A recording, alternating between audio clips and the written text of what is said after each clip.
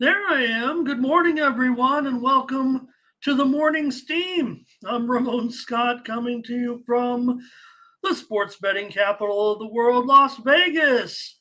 And just getting even just a couple more minutes later than usually Mindy and I are talking backstage, just about the show. We're not trying to, delay the start. But without Mindy, I'm just talking to myself backstage, waiting for the show to start. So, hello, everybody. Welcome to the Morning Steam for Wednesday, September the 6th. How did everyone's night go last night in Major League Baseball? We'll cover some of the headlines here as well today. As I just get rolling here, I think we'll all sit up and watch. Hey, we're on the game here in the FIBA World Cup. Hopefully, everybody stopped by before the show, before the game started at 8:30 Eastern, 5:30 Pacific. We gave out the over in this one, pretty high number, 178. Feel pretty okay so far in this one. It looks like it's a pretty high scoring first half, that's for sure. If anybody's not watching it, this is going to be a very good game, and I'm sure a close finish, just like the first game of the night, if you will. Germany is into the semifinals. They beat Latvia 81-79. Right now, Canada 50-47 over Slovenia. 140 left in the first. So if anybody has a little companion show here, maybe we can do a little halftime betting as well. I didn't take the side at all. I wasn't sure. You have Luka on Slovenia. You have Canada with all-star lineup that they have as well. So the line on the game was Canada minus 8.5. So right now, Slovenia, looking back on it, probably should have taken Luka. I didn't get involved with the side, but who also watched the KT Wiz, 4 runs at the bottom of the ninth just a few minutes ago, beating LG 4-3 in Korean baseball. I think Perky and I were sweating that one out. So I want to say hello to everybody. Yeah, Angel, we'll get this one. I mean, cross our fingers, but I don't think we'll see there will be, I think, some defense here in the second half. I mean, this is it. I mean, this is a big game.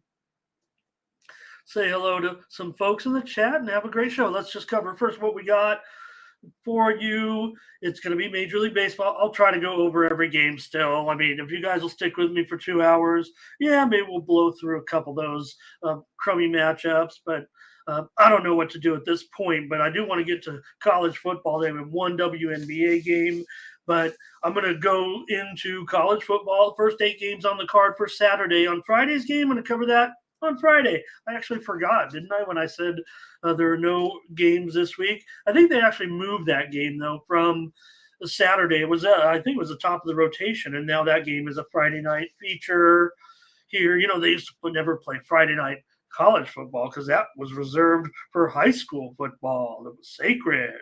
But there's plenty of business to go around the football business, and we'll be ready for tomorrow's game as well. We'll get Mindy's pick tomorrow, and we did okay on Team Steam last night. We really need a breakthrough, and I feel like our separation here a little bit as she continues to be on the mend might be leading to our, not the results that we were having for the last, I don't know, I want to say 2 months. It was pretty strong.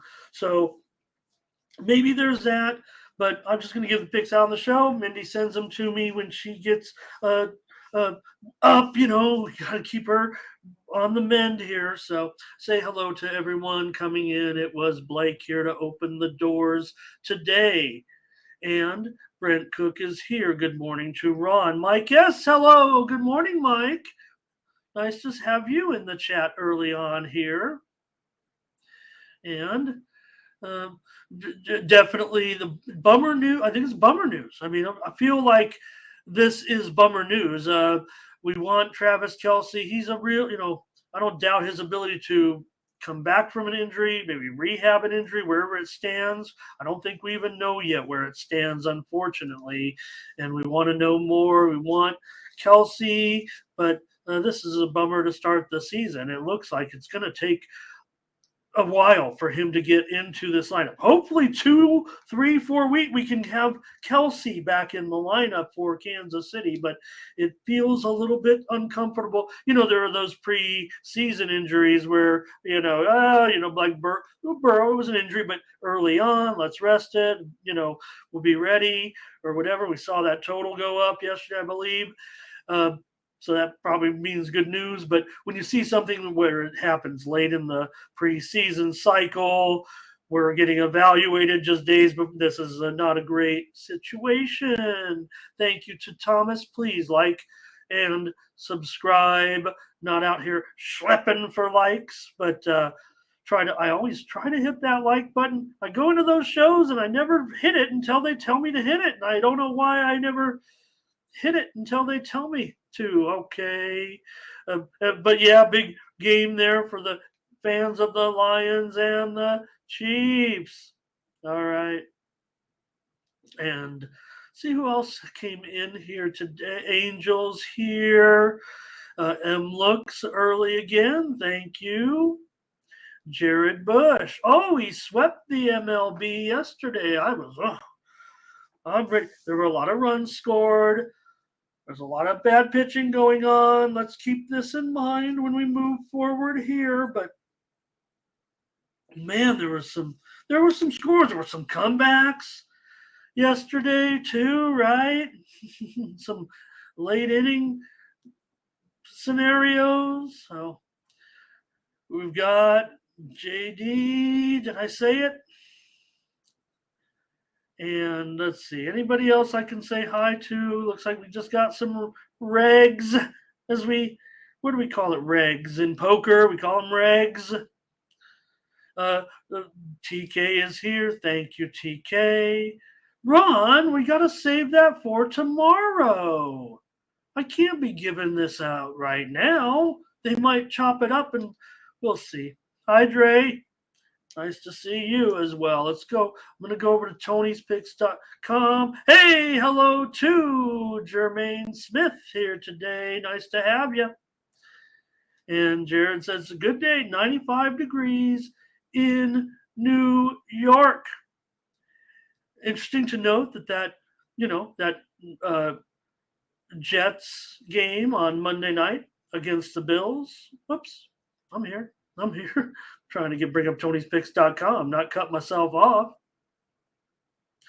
That game on Monday night, Bills at Jets on September 11th. So we'll think of everyone on that day as we get closer to that day. But I just thought that was interesting. Before we get started, I got to see some numbers moving on the board right now. Let me pass it along to you in case you wanted to get on it. Looks like Detroit Tigers, New York Yankees. This one looks like it's on the move here. It was 8.5 over 20. Are we seeing some 9s in the marketplace right now? We'll talk about the game. Yeah, even the Tigers and the Yankees, two teams that aren't going anywhere, Yankees. But this one, the screen is lighting up here, as is Seattle and Cincinnati. That one headed down under, not to Australia, but the total is moving lower as we speak in that one. So screen lighting up there as I take a look at the board. Just a couple moves in case you were interested and you don't want them to move against you. Right? So let's go on over to Tony'sPicks.com and take a look at our crew to see who did what on yesterday. Oh, is this now? So Blake says I have the Lions blue shirt, and I don't have a prize to give away, and I don't want Ron to answer the trivia question because he knows it as soon as I say the first 5 words. It's like, name that tune. What is the official name of the blue used for the Detroit Lions? The official color of blue as described by Ron, you tell me if I'm wrong. And if Ron, someone chimes in with you tell them if you can correct, you can say when they're right. I know you know the answer to that. Let's go over to Tony'sPicks.com while you guys play a little trivia here in this one. Anybody else can chime in. as I would think. Oh, I know someone might actually know. And Ron, don't say it until if no one says it. I will say the answer and make sure I'm right. Let me not be a know-it-all here, like I always pretend to be. Ben Ruhala, two plays, two underdogs, plus 278. Collins, Brown, he doesn't want the baseball season to end. Look at that, 4-1.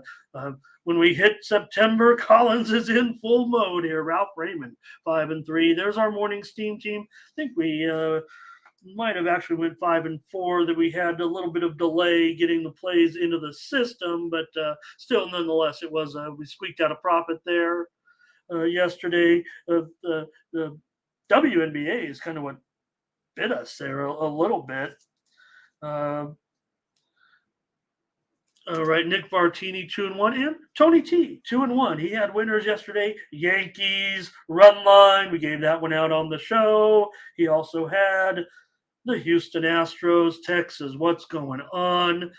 This bullpen is an absolute disaster. This has to be the worst display for a bullpen any team going this year. This little sequence, when you're talking about the importance of the games, the rivalry, if you will, between the two Texas teams, and it's just going haywire right now for the poor Rangers.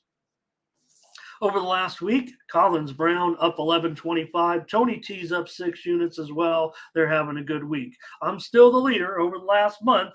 I'm kind of treading water here. I'm giving a little bit back, actually, last few days. Let's get back into some football. I'm ready. I'm going to give you – so we got the baseball. We got the WNBA. The one thing I mentioned college football, but I'm going to do the first 8 games of the card. So if you have your notes ready, if you have your rotation order, we're just going to go over the noontime starts, noon Eastern and 9 a.m. Pacific today. So let's keep it going here. Though there I am, plus 10 units.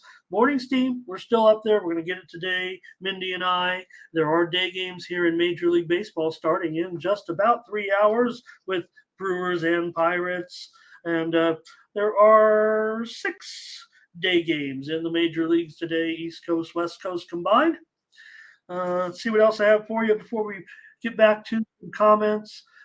Tennis today. Boy, I'm glad we got to the next round. I tried to give out some tennis on the show. I love crushing tennis when they allow me to sell it, but I did not have a good round of 16. So let's get into some great matches today. How about those started off with Qin Zhang and Sabalenka on the ladies' side, Medvedev and Rublev on the men's side, and then later tonight, Madison Keys in action. Boy, she loves New York, doesn't she? Going up against Vondrousova, and in the final match of the night, Alcaraz and Zverev. I don't think that's going to start. I think we're done with the 10 p.m. starts after last night. I just had to go to bed eventually. Can't watch, tennis and get up for the show. Funny, right? The overseas tennis is better for TV. I don't know. It's a tradition, right? In New York, those late nights. And when it is an awesome match, it is pretty awesome. All right, I think someone got it right. And Ron, you couldn't even. Oh, I'm mad at Ron. Ron was not supposed to answer the question, and he did. So he ruined the trivia contest. You better come up with some winners, Ron. Jared said it was Royal Blue. It's Honolulu Blue. I don't know why. Hey, Doubles, how you doing? And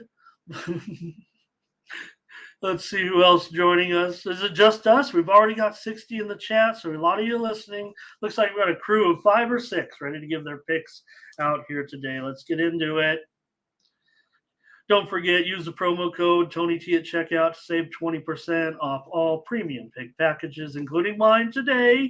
I feel good. Can anybody tell? I'm feeling good. Wish Mindy was here, though. Wish Mindy was here. As we're getting ready for the first week of NFL. Well, I hope she'll be ready for the games on Sunday, tomorrow. I know she'll be, watching that one, even if it's with on the couch. So, okay, let's get rolling here. Thank you. Okay, Justin, hello. A few more people. And I'm ready. Gerardo, hello. Nope, not much on the not much good action on the pitch. If Gerardo's got something out there, I don't know what could even. I know Gerardo can find something in international football today, but kind of a crazy schedule, or boring, crummy schedule. No MLS even tonight. All right, Thomas, I'm ready. Here we go. Just kind of getting just kind of getting a little bit square. I'm not trying to stall us because we got a lot to cover. If anybody, hopefully stick around for that football. Hey, I got to find some way to talk about Colorado in every show.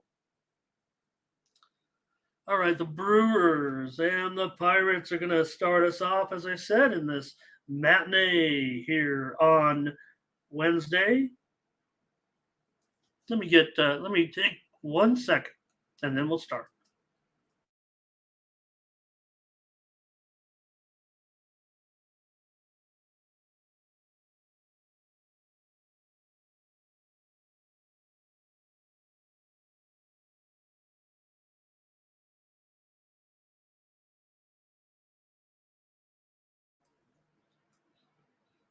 All right, all ready to go. Brewers and Pirates. They've reached halftime in that basketball game. Oh, thank you for letting me catch my throat there. All right, Peralta against. This is going to be actually. I believe this is an opener for the Pirates here. This is going to be Colin Selby going, but Mitch Keller is expected to be the primary pitcher here in this one. Peralta, $1.85 or so, 8.5 under, -115. Some widely reported steam, I think. Came in on the under already this morning, driving this one down from the over being favored to the under being favored now in this one. Peralta with a 3.85 ERA this year, but he's been terrific. Just when the Brewers have needed him, 1.71 ERA in his last 7 starts. He's gone 5-0 in those 7 starts. The Brewers have won 9 of his last 10 starts. For the Pirates, they have won 6 of their last 8 games. Last swan song here, a little bit of success for the Bucks of late. They're still on that massive overrun. I guess I can just mention it every show, but now over in 30 of their last 47 games. Peralta's gone over in 5 of his last 6 starts. So the Brewers have gone under in 5 of their last 8. The Brewers have won 12 of 16. Let's go to the chat. I think I know what I'm doing, but let's get your plays here. I know it'll be the Brewers, but is the price okay with you guys? Given the, that they want to win, they're in good position. I'll mention that wild card race as well. Cincinnati has taken the lead, by the way, in that wild card race. Dre is going to lead us off here, I think, a little bit here with the over in this one. Jared's on the Brewers. Here's Frankie, though. He's going to come in on the under here. And, boy, at 8.5. I thought there was this one's, like I said, on the move lower. Kind of, worried that Pittsburgh, cranks out these overs, but Peralta's been good. Here's Thomas Lewis on the under.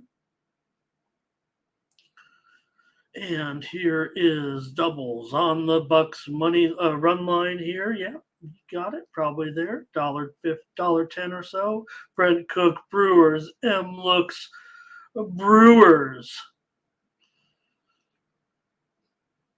Run on the run line.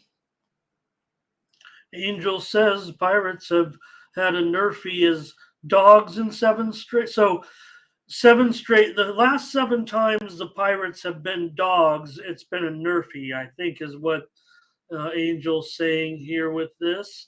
And Peralta's allowed a run in the first inning in just 5 of his 26 starts. So decent, pretty decent. And let's see. It looks a bit steep. M looks says. Oh, Omar just Angel's just giving us the stats. I love that. Here's Butterscotch. Good morning, and he says go under in this one. Pirates money line here. Jermaine with a play as well. Brew Crew, he wants the Nerfy. And Brent, yeah, it's a little high certainly for this road team. Peralta's been very very strong, and I don't know. I may just go with the Brewers here. I don't want them on the run line. Ron doesn't have a problem with it though, and I guess it's time to make my selection, and I'll take the Brewers. I'll take them on the road at minus $1.85, you guys. I know I'm going to be, look, at this point, if I can lay a little bit of chalk in September that isn't $3, maybe I'll do it.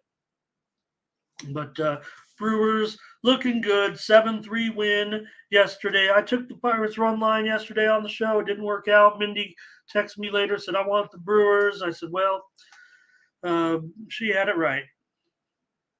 Let's take the Brewers in this one.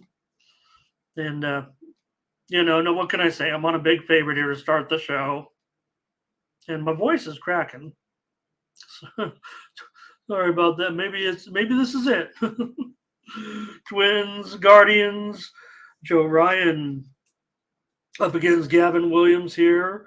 Ryan with that 4.20 ERA coming in. Williams a 3.46 ERA so far for the Cleveland rookie. He's done a nice job so far, but he has struggled of late. Let's see what the current line. Minnesota minus $1.20. 8.5 over 15. Looks like it's gone down just a bit.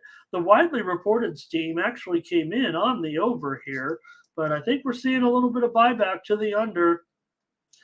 Williams has an ERA near 8 in his last 3 starts. They're underway, by the way, second half. 50-50 was the halftime score, Canada and Slovenia. Ryan, all of a sudden, is back to being the Joe Ryan we saw at the very, very beginning of the season. He has a 1.64 ERA. In his last 2 starts, he has a win there. The Twins have gone over in 7 of his last 8 starts.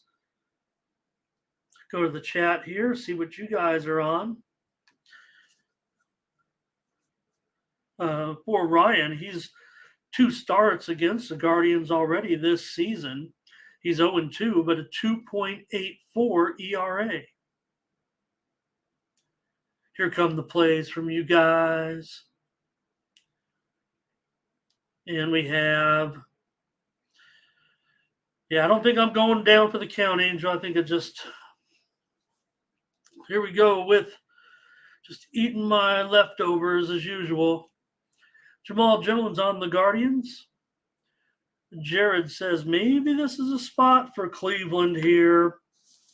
Last night, Twins mashed them, of course. Mindy and I were on Cleveland. Yesterday was a late afternoon game. We took Cleveland. That was a loss for us. Let's see. Frankie likes the under here. Here's Dre with Minnesota. Here's TK with Minnesota. Here's Blake with Minnesota. Hello. TK going over here in this one at the 8.5. Thomas Twins money line.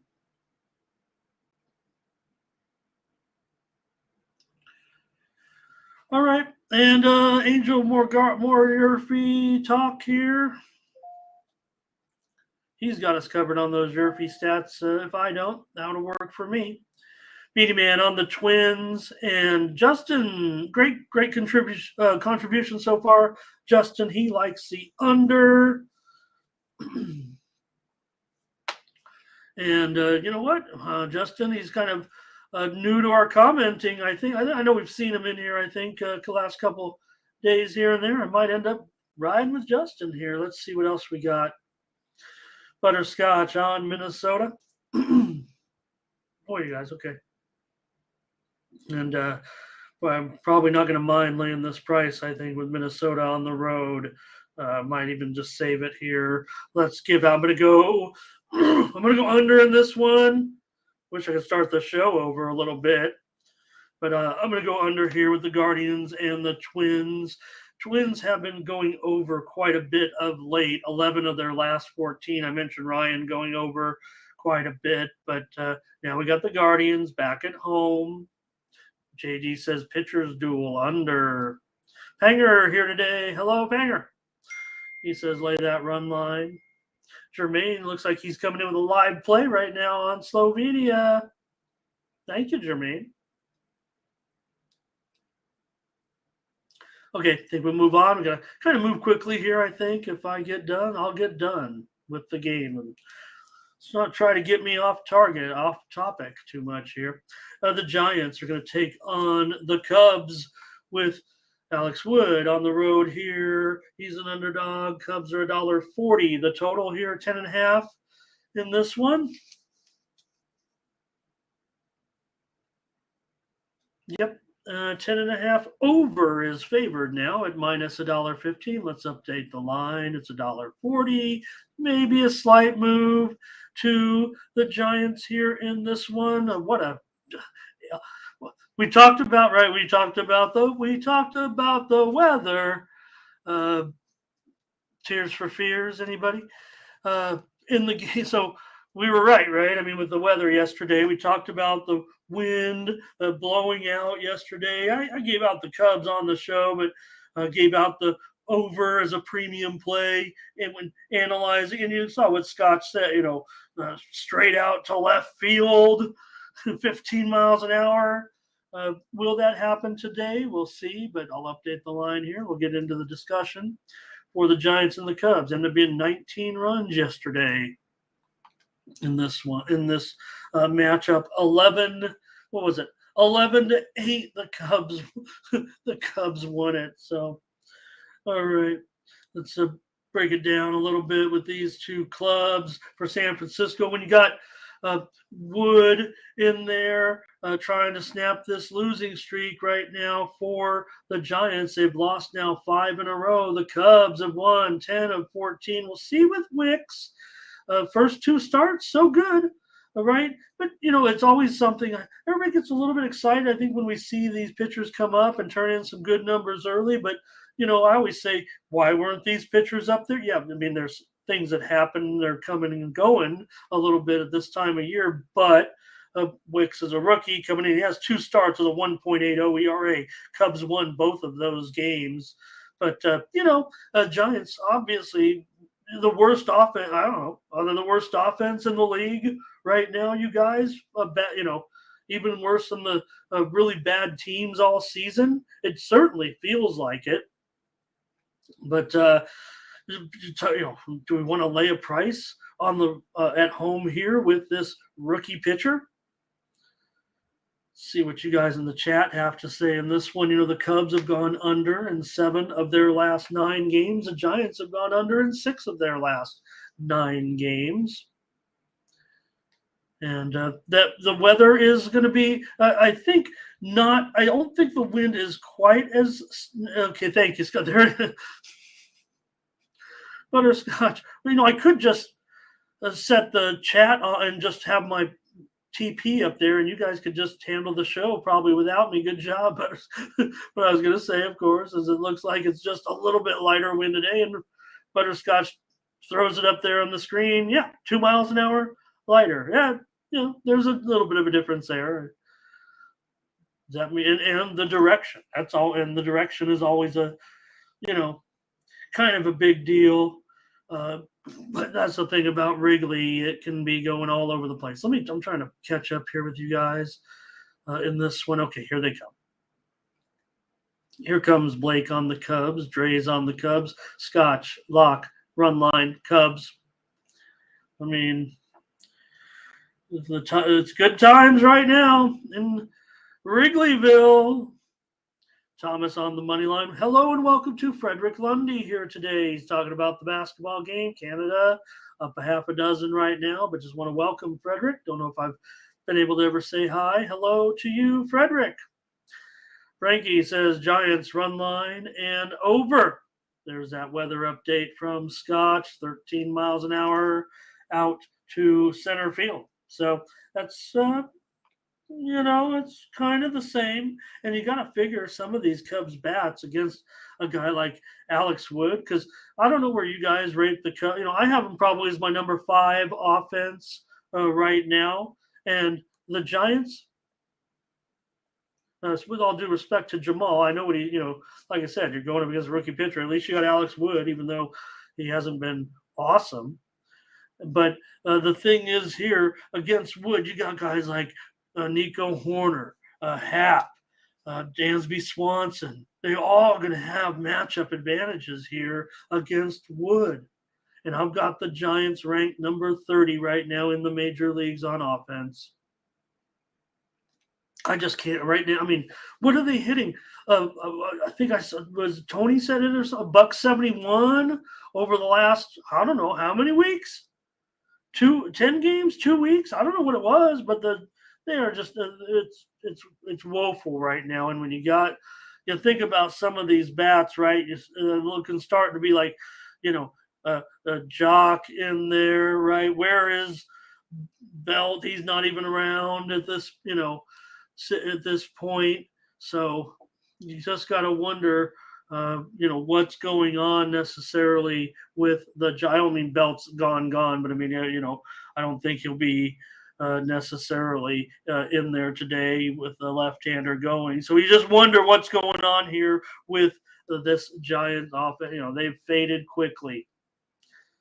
You guys not afraid to still take them? And again, I mean, my numbers are saying maybe the line's a little bit too high. I'm going to refresh it. Let me see if I can. You guys ever refresh the line hoping like you're going to make it move lower? You ever done? Or you're way, All right. $1.40 here, as I said. Cubs money line and under for JD. And doubles, with all due respect to this, take under in case of a short game. A Major League Baseball game must go 8.5 full innings to be cashed. Otherwise, it'll be a refund every time. And if you have a book that doesn't do that, then I don't expect them to be in business very long. Thank you, Scotch. Not that they'll get beat on that, but I mean, they just don't know what they're doing necessarily. All right. Yeah, I mean, Wood, right. But, maybe this is Alex Wood, actually. Yeah, well, when the offense, even the Giants scored 8 runs last night. And yes, doesn't matter day or night. All right, I got to make a pick here, you guys, in this one. And, well, look, if we saw it yesterday, I think we might end up seeing it again today. I got to figure the Cubs are going to score some runs. Can I find a way on the Giants? I don't know if I can. The spot to me is the Giants. These numbers say the Giants, because I always try to downgrade a little bit with rookies, even with success. I respect what you're saying, but like I said, get them in here for just 2 games. We're in September. What are you going to do? Start Wicks against the Dodgers in a playoff game or something like that? So, anyways, I'll take the over. I'm going to try that. Hey, they can get 18 runs. They can get 11 runs here. So, all right. Thanks, you guys. Here comes the Blue Jays and the A's. We saw yesterday the Blue Jays handled the business. Finally, they know the pressure's on. They've got an opponent they can beat. They did a nice job. We gave out the Blue Jays on the show yesterday. They are down to $1.60. If you're into a little bit of value here, when your favorite item is on sale at the grocery store, pick up an extra 1 or 2. And as they say on another channel, don't be a moron, put more on it. The total here is 8 under 15. I don't know if that's my play. I just wanted to say that cliche. Blue Jays, $1.60 now. Total 8 under 15 with Hyun-Jin Ryu going on the road against J.P. Sears. Ryu's got a 2.48 ERA. He's been terrific since he's come back this season for the Blue Jays. And if the Blue Jays can, keep this up and find, Hyunjin Ryu probably figures into the plans right now. The way he's going, this is a good situation for him, I would say at this point, performing well. He is 3-0 with a 4.05 ERA in his last 4 starts. We know his first starts were dynamite.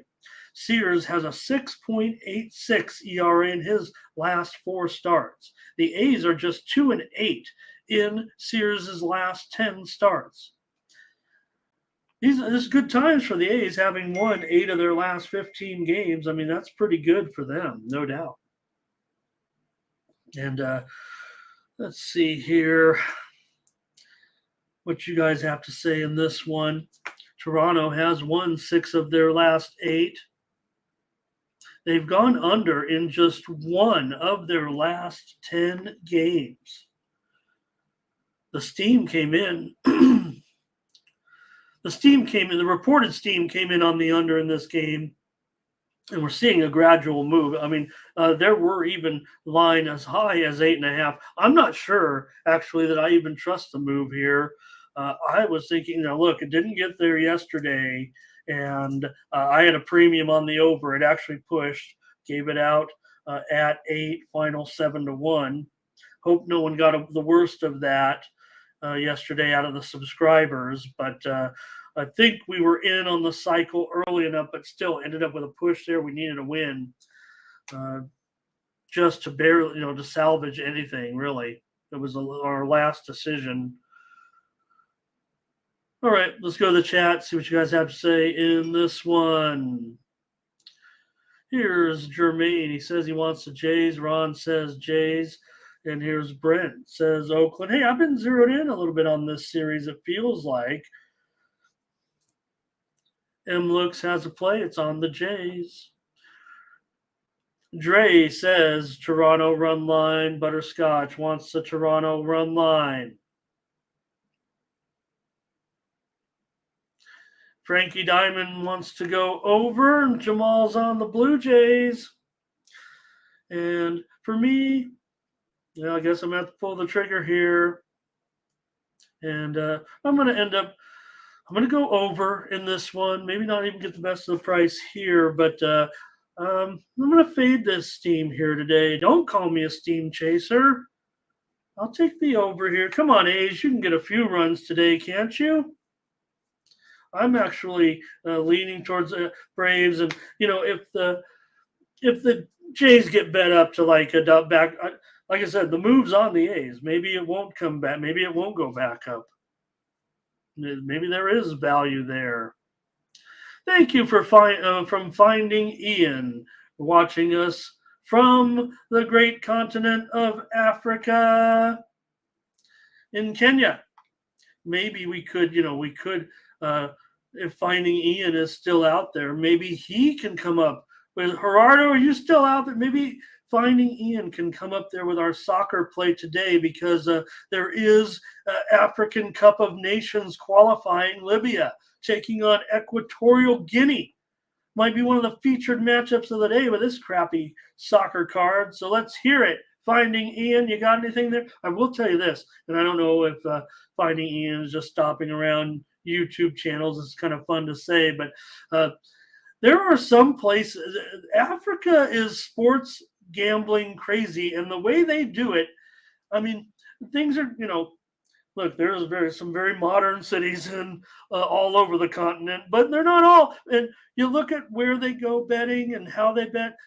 You could go to YouTube and find some really interesting videos on how some nations in Africa do their sports betting, and it is very, very mostly soccer, right? But they're into it. They are into it, and there is some interesting laws there, if I'm not mistaken. But check that out.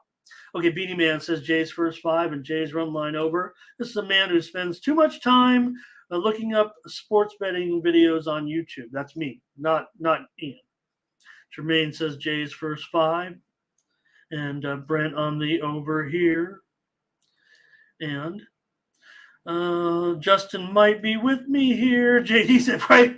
Thank you, JD. We don't even need to handicap this game. It's going to be 0-0. No doubt about it. Like most African Cup of Nations games, especially when they get into the good games. So thank you, Ian. Great to have you. Well, I guess he doesn't have a pick for us, but maybe we can go to his channel. And I do like those wildlife channels too. Oh man, what a life. Okay, let's go move on, you guys. That's what I'm talking about. Rockies and Diamondbacks here with why do I have two lines and why is there no pitcher on the Diamondbacks? Well, it looks like Ramon was having a little bit too much fun this morning. It is definitely Zach Davies here for the Diamondbacks. He's the one that's minus 200 or so. The total 9 under 20 in this one. Going up against Flexen. We definitely had our fun time making fun of Flexen here of late with his 7 ERA, but Davies hasn't been any better. He's got a 6.45 ERA, and now you're telling me he's a $2 favorite? It has actually gone. I saw the line at some books as high as 235 early on, so maybe there's actually some value on Colorado. Guess what? Mindy and I had Colorado yesterday on the run line. They won the game 3-2 in a kind of the same situation. You had Freeland with a 5 ERA. You had Brandon Pfaadt in there with a 6 ERA, and they were still a $2 favorite. We gave out Colorado together. Sometimes you just gotta, ride with these. Sometimes I think. I mean, it's tough, right? It's tough to get on some of these dogs unless you're Ben Ruhala. Let's take a look at this one here with Colorado flexing 5.72 ERA in his last 5 starts. It's actually an improvement over his ERA. Colorado's lost 27 of their last 40 games. They've gone over in 12 of their last 18 games. Zach Davies actually has had 2 good starts of late. Last 2 games, 1.64 ERA. He did win one of those games. Arizona, though, just 2-7 in Zach Davies' last 9 starts. Flexen, absolute money burner so far. 11 starts. You're losing a half a unit a game if you're betting Flexen right now. That's the tough part to swallow about this. And you look at these two teams. These guys are, Colorado Road Dog under City every time. Colorado Road Dog. Even though I just said they're going over, and this is kind of. I'm giving out the stat. I'm going over in this game, and I'm going over right now on the show here as my play. Especially if it's 9 under 20, I'm going over. With these starters, I'm going over for sure. But just want to say that Colorado home road dog, that's an under. Arizona home favorite, that's an under. But I'm just talking for the whole season. Nobody wants to totally measure the whole season. You kind of want to get it macroed out a little bit into those. That's why we always say last 10 games, last 7 starts, last 5 starts. There's some that you can look at where it's long term, right? All right. Angel. Josh Lauer, hello. Angel, thank you. If it doesn't work out at Tony's pit, I may head to be I don't want to say I'm be a all right. Weir's over. Ian says, "Do I have any mods?" I've got like 100 of them in here right now. They can't kick anybody out, but they're watching that. They're watching over me. I'll promise you that. We have an extremely respectful chat, no doubt about it. And we just boot anybody who gets out the slightest out of line because I may be up here acting like a goofball half the time, but really feel like I'm always I want to be Mr. Professional all the time. And that way you can goof off a little bit and everyone thinks you're serious. Everyone thinks I'm serious all the time. Hey, Scott says go over in this one as well. So they'll take the over. Nothing on the side for Brent. He'll take the over. I'm still leaning Colorado. Let me find some way to get off Colorado before the who knows? Mindy, if you're watching, Colorado will take him again, but not sure yet on the side. You have to swallow your pride a little bit or your conscience or something. All right. Well, I can't figure out my Padres now at all. I mean, I have, right? I have figured them out. When they're out of it, they're the you look at the standings, they're still the last team kind of hanging on in the wild card situation. Everyone agrees the Padres are the team that could go on and win a bunch of games in a row and finally and somehow make it. But I don't have any hope of that happening. But maybe against the Phillies, who came in here, in a situation of their own where they're driving towards the postseason and looking pretty good. They couldn't do anything against Pedro Avila. Avila, after the game, was so overwhelmed with emotion and appreciate. It almost gets me choked up now listening to his interview today. He was choked up at the ovation that he received for his effort. So just what you need, right? I mean, you talk about these pitchers coming out of nowhere and coming through.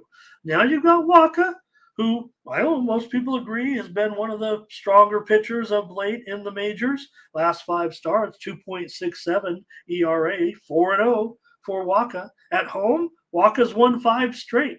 Padres now have won 4 of their last 5. Phillies have lost 4 of 6. For Zach Wheeler, he's got a 3 ERA in his last 4 starts. Phillies are 3-5 in his last 8 starts. That's actually pretty good. Wheeler is like one of the biggest money burners in the major leagues this season. Just for whatever reason, Wheeler, run support.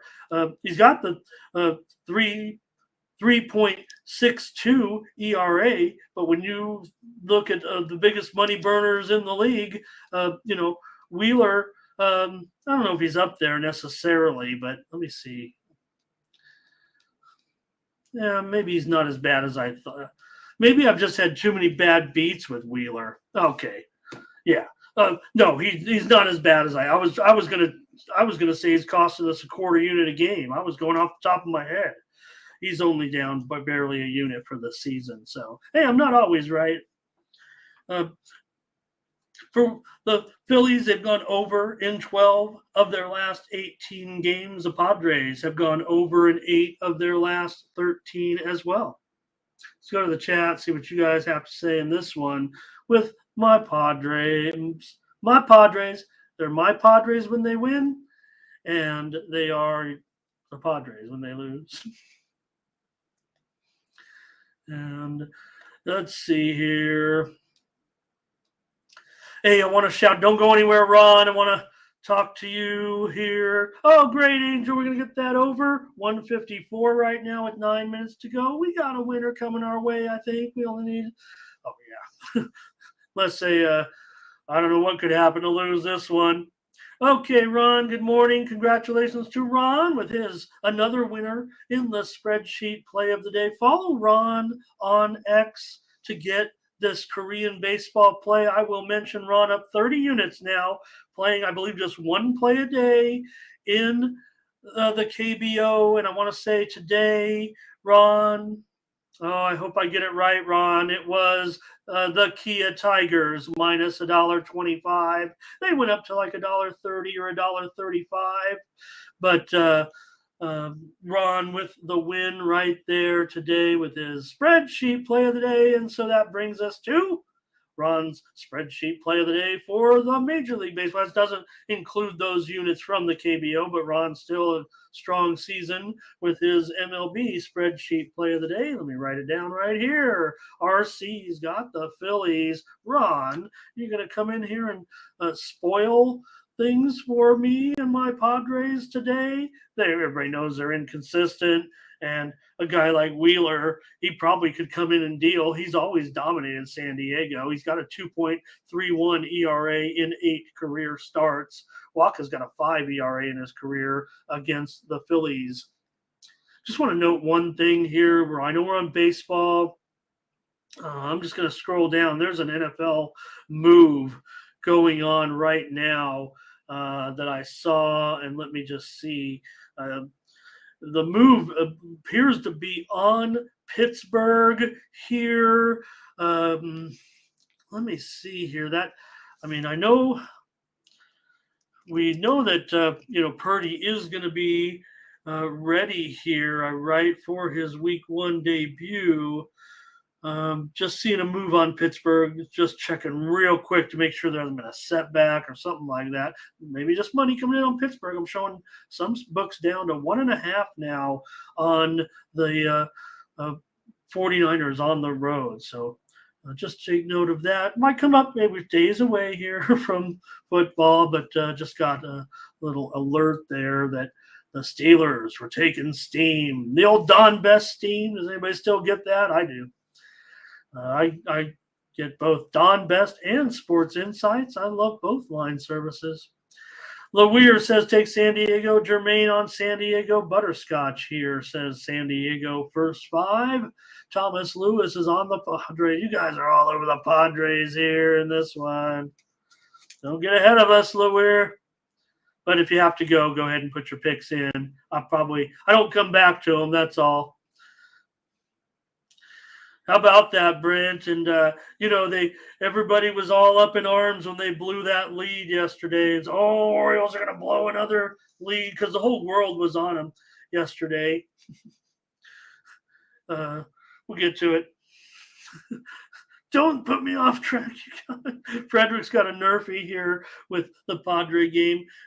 For Wheeler, he's allowed a first inning run in 6 of 27 games. Waka's been excellent. He's allowed a first inning run in just 3 of 19 starts. Brent Cook on the Phillies. Ron says there's a reason why the Phillies are favored here. Could I really go against my Padres here? I have most of the season, right? I think I've made money going against my Padres the way they've been one of the worst, money teams this year. So, and yeah, interesting to note, Ron, that you said that because I think I saw you in one of the chat rooms last night pointing out the exact same stat. I don't know if you were on Pittsburgh, but or maybe it was 1 or 2 days ago. Am I crazy? Am I in every chat room? I think I saw you put that same stat in there. Is that ATS? That's got to be ATS anyway. I'm sure, but maybe there'll be a pick 'em by game time. Okay, let's go. I'll do it. You guys are on the Phillies. I'm on the Phillies.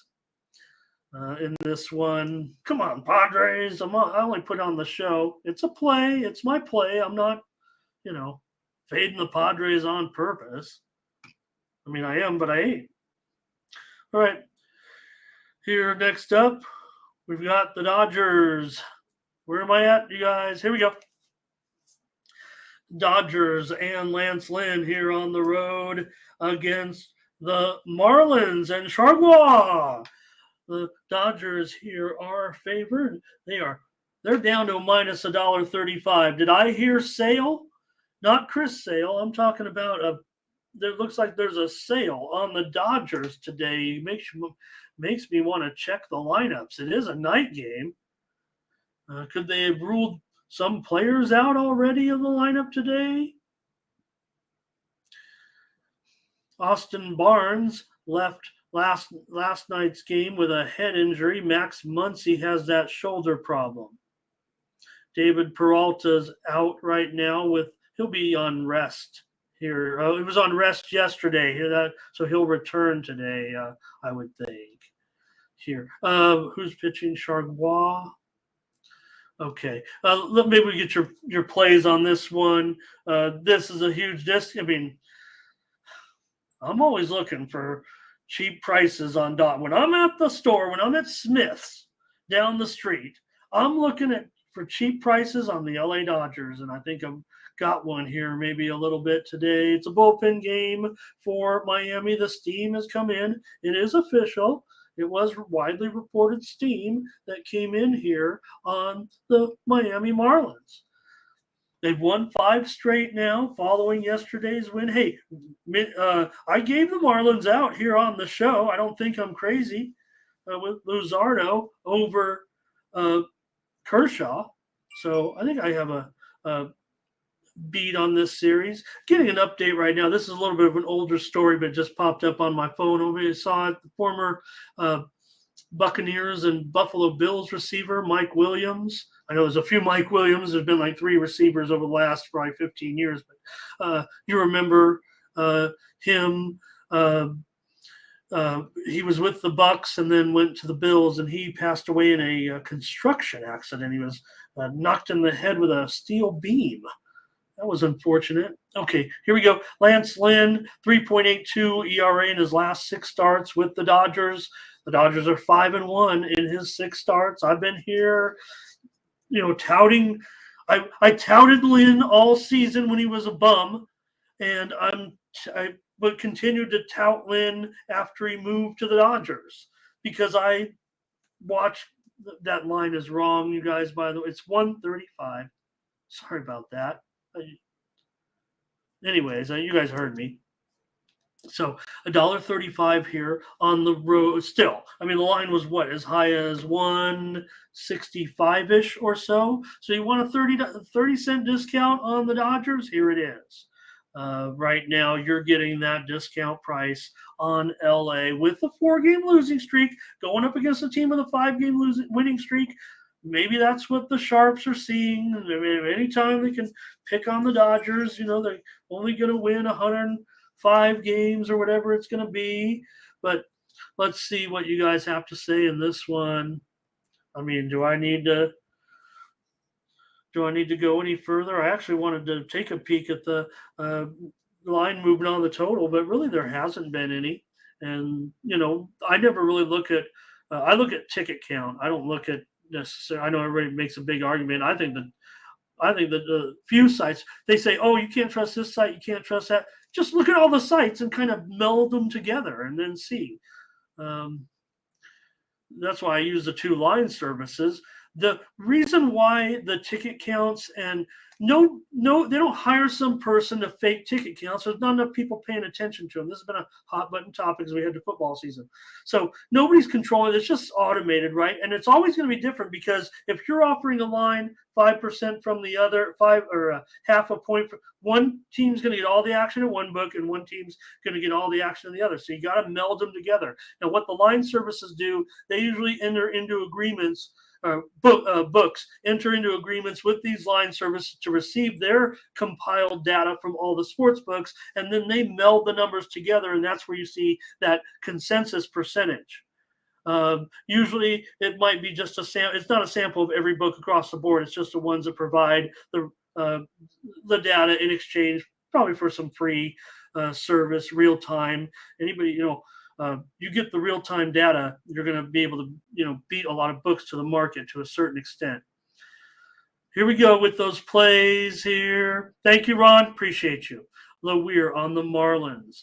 Butterscotch says, look at this discount. Here's Dodgers. Dodgers bounce back. Frankie still going to hang out with Miami, but take him on the run line. Butterscotch on LA. Panger says, Dodgers money line and team total over. Big day for the Dodgers. And, I would probably, I want to look to the over in this game. I want to see how the market moves. I do want to see how the market moves. But Dodgers have gone over in 9 of their last 13. Lynn's gone over in 4 of his last 6, and Miami's gone over in 4 of their last 5. Dodgers is a road favorite. Yeah, they kind of go over. Marlins is a home dog. They've gone kind of to the over, if I'm not mistaken. Those are off the top of my head, but the scenarios, and then I say it because I just want to show you this. Butterscotch, Jermaine, Beanie Man, they're all on the over here, and that's the way I'd probably look in this one, considering those trends. Lynn has a 3.67 ERA overall. I think he can deal a little bit here, and we'll see with Chargois. I think just an opener probably. He's got 3.78 ERA, doubles on the over. So, yeah. Analytics is not easy. Analytics is not easy, right? But screw the analytics, right? Let's go with the eye test, right? They can break down TCU and Colorado all they want. We know what we saw. Hi, Burley. Good morning. And great job, Fred. Oh, okay. Oh, Frederick was on. Who was on Slovenia +4 though? Oh, Frederick. That's right. Frederick had Canada. Oh, I hope. Oh, we might have been 1-1 there. We might have had two people clashing there. But right now, 171, still 6 minutes left, but Canada pulling away from Slovenia. Not enough Lukas in Slovenia. They need another Luka to compete full game here with Canada. Canada, look out, USA. Boy, USA, Canada. All right. You guys are down, and I'm down as well. It's for me. I'll take the Dodgers on the show. Ooh, I want to take him as a premium now at $1.35. I like it. But I'll just give it out on the show. I mean, I could say, hey, here's a premium play for you guys. It's the Dodgers. You guys probably want them anyways. I know there's a few on the Marlins in there. Thank you guys. Here we go with the Red Sox and Tampa Bay. Pavetta here for the Red Sox on the road. Tampa Bay minus $1.65. Total here 8 under 20. So interesting here that Pavetta gets the start instead of Paxton. I know that was a kind of a late addition. I didn't look too much into the news cycle, I'm afraid there, but Pavetta has a 4.5 ERA this season. Boston has lost 6 of their last 9. Glasnow has a 4.74 ERA in his last 3 starts as he's been on the decline a little bit. He has a 3.17 ERA this season. Glasnow, you guys talking Nerfy and Nerfy at all? Glasnow, one of the best there is. He's allowed to run in the first inning in just 1 of 16 starts. So,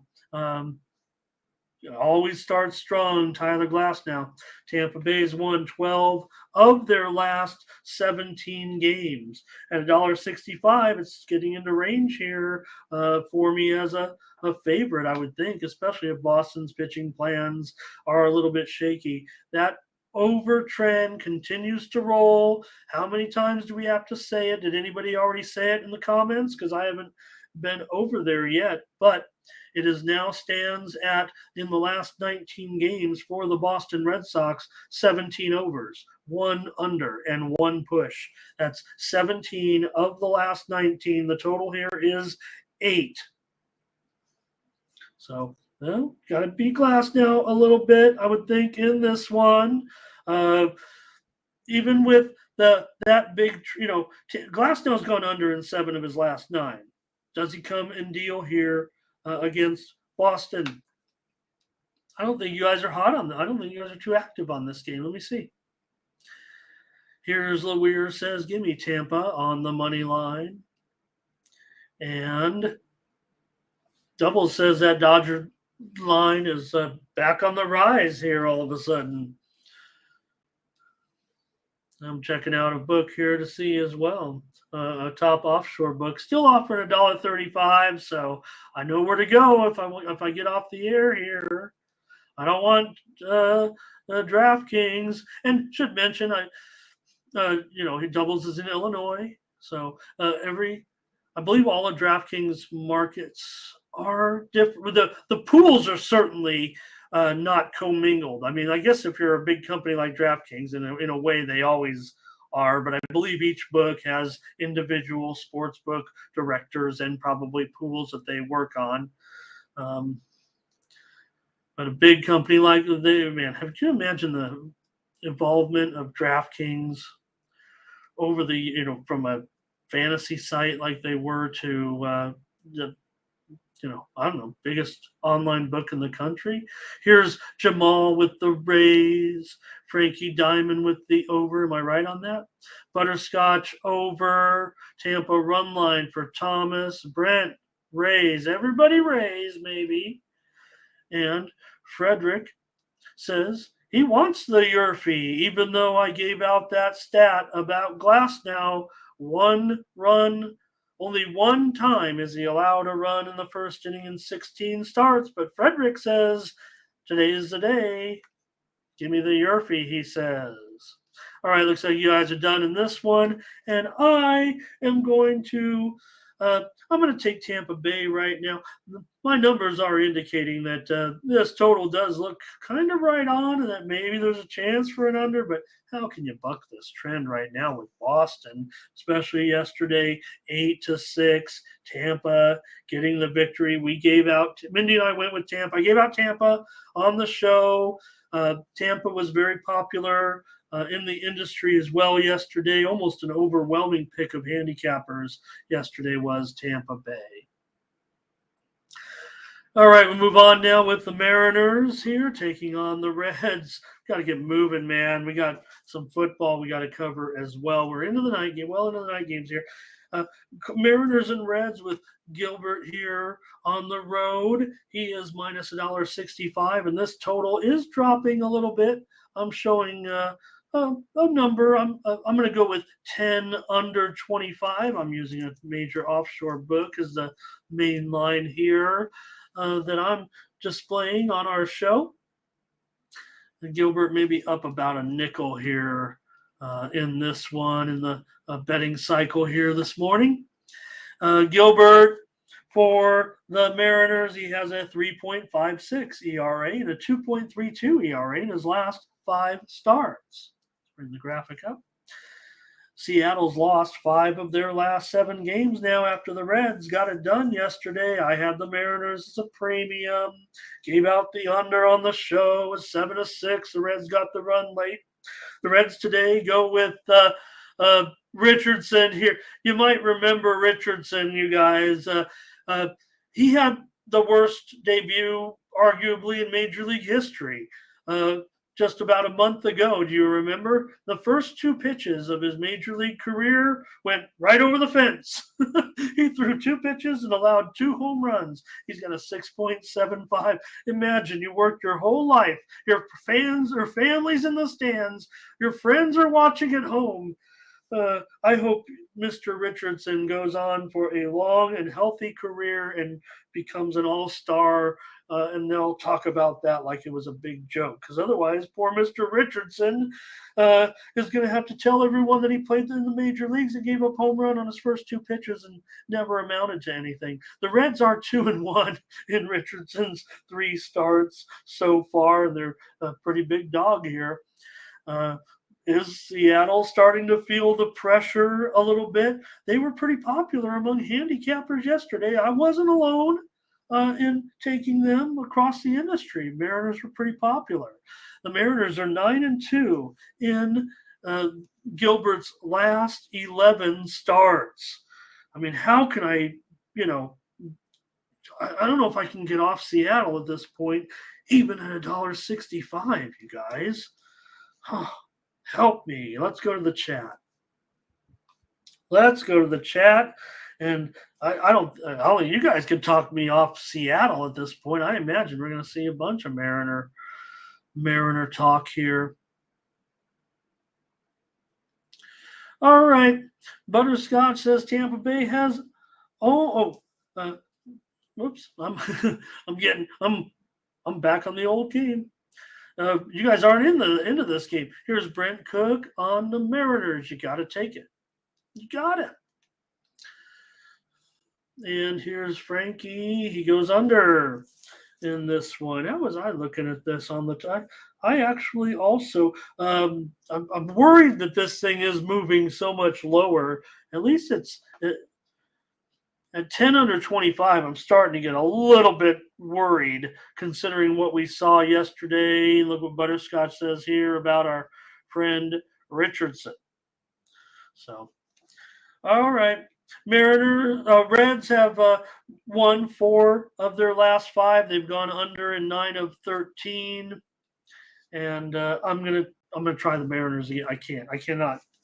Look, I think everyone still kind of agrees, right, that the Mariners. I mean, they've been so clutch.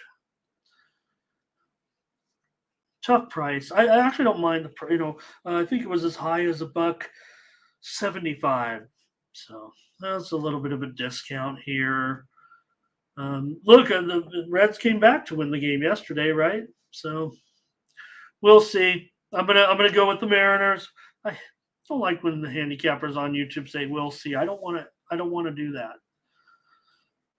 I don't want to do it, and neither should they. We shouldn't say "will." Okay, here we go. Mets and Mets and Nationals. Talk about runs, huh? The Mets put up those runs. You guys were talking about Alonso in the chat earlier. He's been terrific. He deserves better. He deserves a postseason trip, doesn't he? Mets are favored on the road here, minus $1.20. 10.5 over minus 120. We are seeing movement here to the over in this one. I don't know if it's necessarily steamy. I think we're just seeing a gradual move. You figure 16 runs in yesterday's ball game. I did have the over as a premium pick. Mindy and I gave out the Mets. So maybe we have a pretty good bead on this series. For the Mets, they have won 4 of their last 5. Budo probably an opener here. We know he's started a few games. It was this year, right? He's opened in a few games already this season. And let's see what is. I have him as an opener. He went for 2 2/3 against the Bucks back on August 15th. Currently, what did I say? 4.30 the ERA. This will be his 3rd time opening. 1.77 the WHIP. Let's see what your comments say. The Nationals have lost 8 of 9 now. That ship has kind of sailed, right? LeWeir is on the Mets. Jamal's on the over. Jermaine's on the Mets. Hello to Howard. New boy, how you been? Good to see you. He's on the over. Thomas Lewis on the Mets. Thank you, Mike. Nice to have you here today. Okay, looks like it's time to make the call here on this one. Beanie Man with the Mets. Now, I've got to think the Mets probably in a good spot here in this one against Joan Adon. He's got a 6 ERA in his last 5 starts. Interestingly, he's been part of that, with the Nationals. How can I say it? Their surge, right? He's got a lot of run support. He has a 6 ERA and he's won practically every game so far. So this total dropping here. Let's see a few more comments. Burley on the Mets, Butterscotch over. And at 10.5, that's good enough for me to go. I'm going to try the under. I get what happened yesterday. Just got to go with, I'm playing the number. Why does my Mets graphic keep disappearing? There we go. I'll be taking the under in this one with the Mets and the Nationals. Mets have gone under in 11 of their last 16 games. So let's try the under despite yesterday's slugfest here. I'm gonna try the under today. Just playing the numbers here.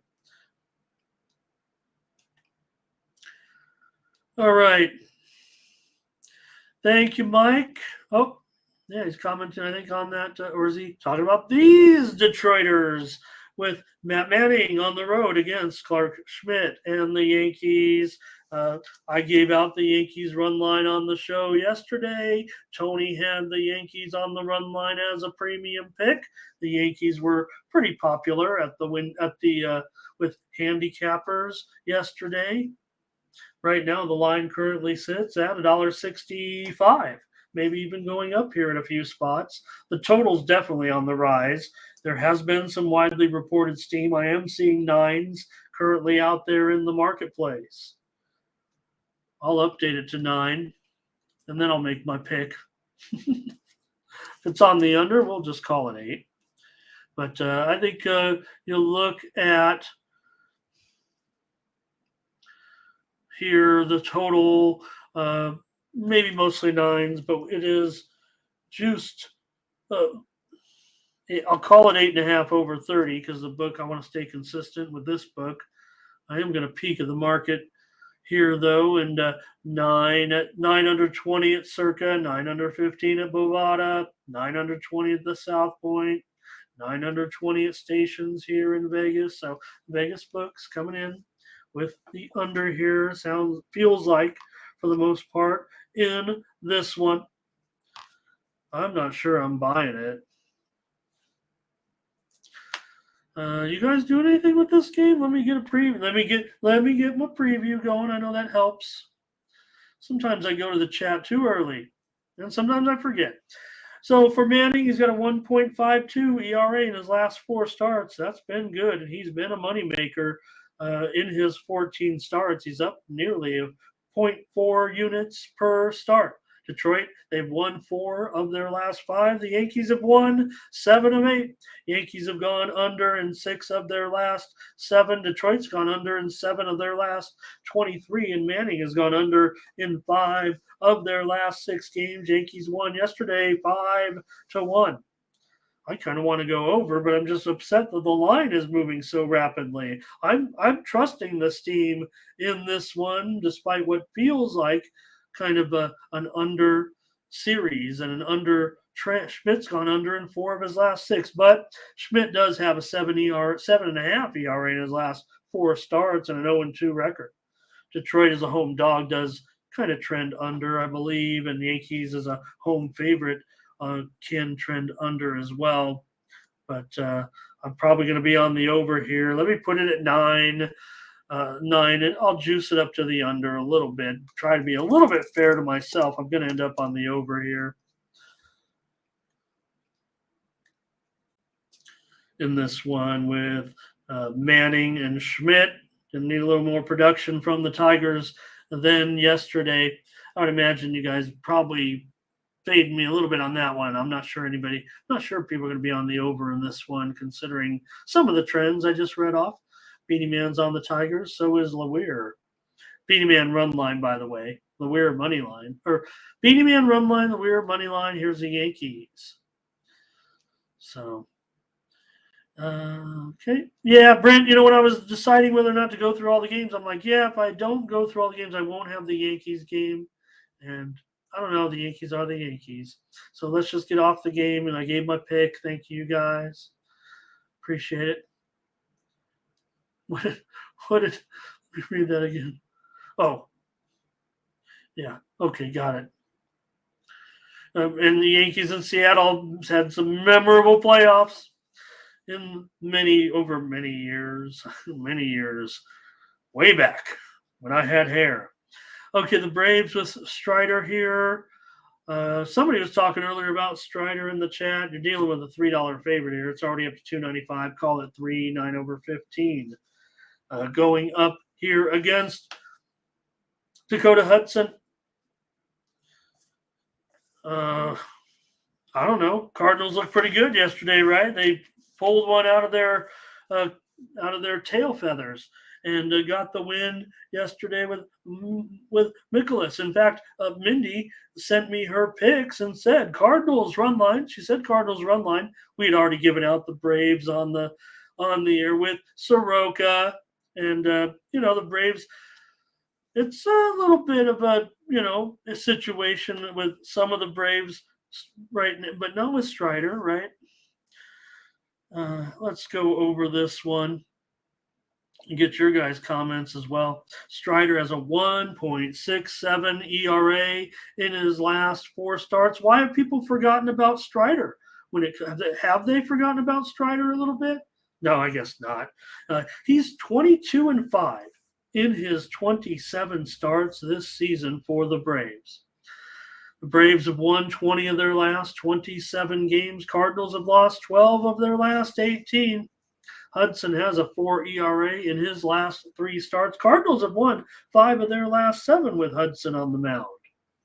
I think the Cardinals can be competitive here again. I really want to find a way to get on these Cardinals possibly at this price.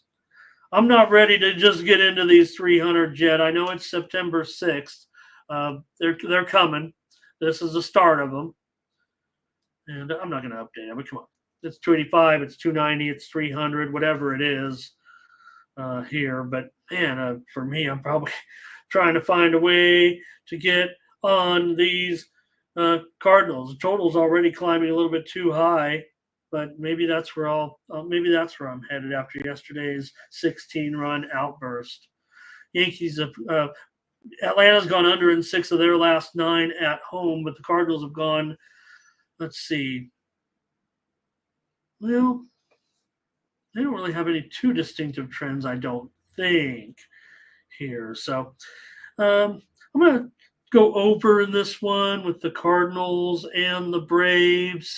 16 runs yesterday. Strider's great. I get it. Maybe the Braves are kind of, in a situation where they can produce some offense and bounce back here. Here we go with Jamal on the Braves run line. Burley, Braves run line. Strider, too dominant. Atlanta run line. The Weir will take the over, so I'll take the over. And Thomas says he'll take the over as well. All right, so I got a few on the over here. Look, this one's kind of, I've already seen some 9.5s out there. I also saw early 8.5. So I don't know what they, maybe with Strider, that was the situation, they thought could be a lower scoring game. We're showing it 9, choose to the over. I'll take the over. Let's keep moving. I want to do some football games. And we're almost 90 minutes in here. White Sox and Royals, Touki Toussaint on the road here with his 4.8 ERA going up against Royals and their pitcher Royals, obviously. Is that Darryl Royals? Who is it? It's Lyles. Lyles sound like Royals. I could have been just typing and not knowing what I was doing. It's Jordan Lyles Day here. Lyles, we know he gives up a half a unit a game. We know he's improved a little bit. Or I don't know. He's probably just been the same Jordan Lyles, but they won a couple of games. Anyways, before Lyles, he's got a 7.5 ERA in his last 4 starts. What am I talking about? He's back to being Jordan Lyles. 4-22 is that record now, by the way, for the Royals with Lyles pitching.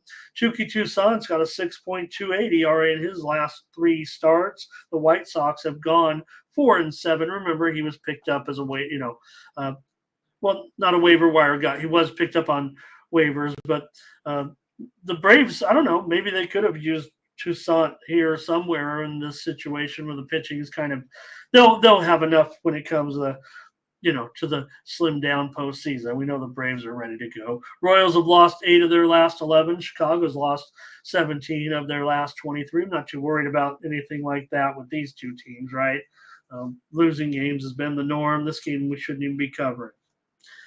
But I just wanted Chicago's gone over in 7 of their last 8 games. Royals have gone over in 5 of their last 7. Lyles has gone over in 6 of his last 8 starts. So Toussaint's been going under, though. He's gone under in 9 of his last 11 starts. So, but probably mostly because the White Sox aren't producing runs. And probably just take the Royals here. Let's take the Royals at home in this one. Just like to hear myself talk, I guess. That's why we're previewing a game like that. Let me take just a moment here. I know we got to crank it out here, and I want to say hello to Giovanni. Well, we got it right. Could be Giovanni. But Giovanni, if I say it incorrectly and you want to correct me, please feel free. Mindy will be here, hopefully back soon. She is sending me her picks, and I don't distribute all the picks. Maybe I should be, but if it's one I agree with, we are still including it. If you're familiar with our program, including it as our premium consensus together. Mindy's having to get some rest. I'm getting these plays. We'll get them a little earlier today with some day games, but we get those, and then I just match them up with mine. We're entering them in the system, and I'll show you if you can hang out for the end of the show. We're asking that those are paid for right now. So we'll be back with the free, though. If it's any problem, appreciate you very much. Okay, here is Thomas on the Royals over. And let's just move on. I'm on the Royals. We got to get moving. Here's the game of the day, the game of the year. Maybe not the way the Rangers are playing, but you won't find a better pitching matchup probably all season than Verlander, who maybe, he's not been total Justin Verlander this year, but it feels like if you're going into the postseason and you needed your guy on the mound in the big game, you might not do worse than Justin Verlander unless you've got a guy like Max Scherzer. So the Rangers have got to salvage this somehow. The steam came in on the Rangers here, but again, it's been just a total disaster with what's been going on. The Rangers are favored here. They're up to $1.35. They are definitely taking action. Makes me wonder if there shouldn't be some lineup situation here with the Astros today. I do kind of want to check that out. I mean, it's early. Canada went on to win, by the way, 100-89. And just maybe we can peek at these, see if there's anybody. Do you guys know of anything? No, I'm not showing any regular players who are already out necessarily in today's game. So let's just take it for what it's worth here and just think that the steam has come in here on Texas. So everyone's been piling on Houston of late, I would think. I know they were a popular play with handicappers yesterday. Tony had them as well yesterday. So I had the under in the game, which was a total sham, but it was the Astros that scored 14 runs. Texas scored 1, and Nathan Eovaldi, hopefully, let's get him just a start. Let's hope that it was just because it was a disaster early. Let's just hope that, he needed to work, get back out there, and just get the rhythm. Because right now the Rangers need something, and they need Max to have a big game here today. 2.21 ERA in his last 6 starts. For Texas, let's just say for Texas, that's his ERA, so that's been pretty good. 4-2 for Max so far. We know Texas has lost 14 of their last 18 games now.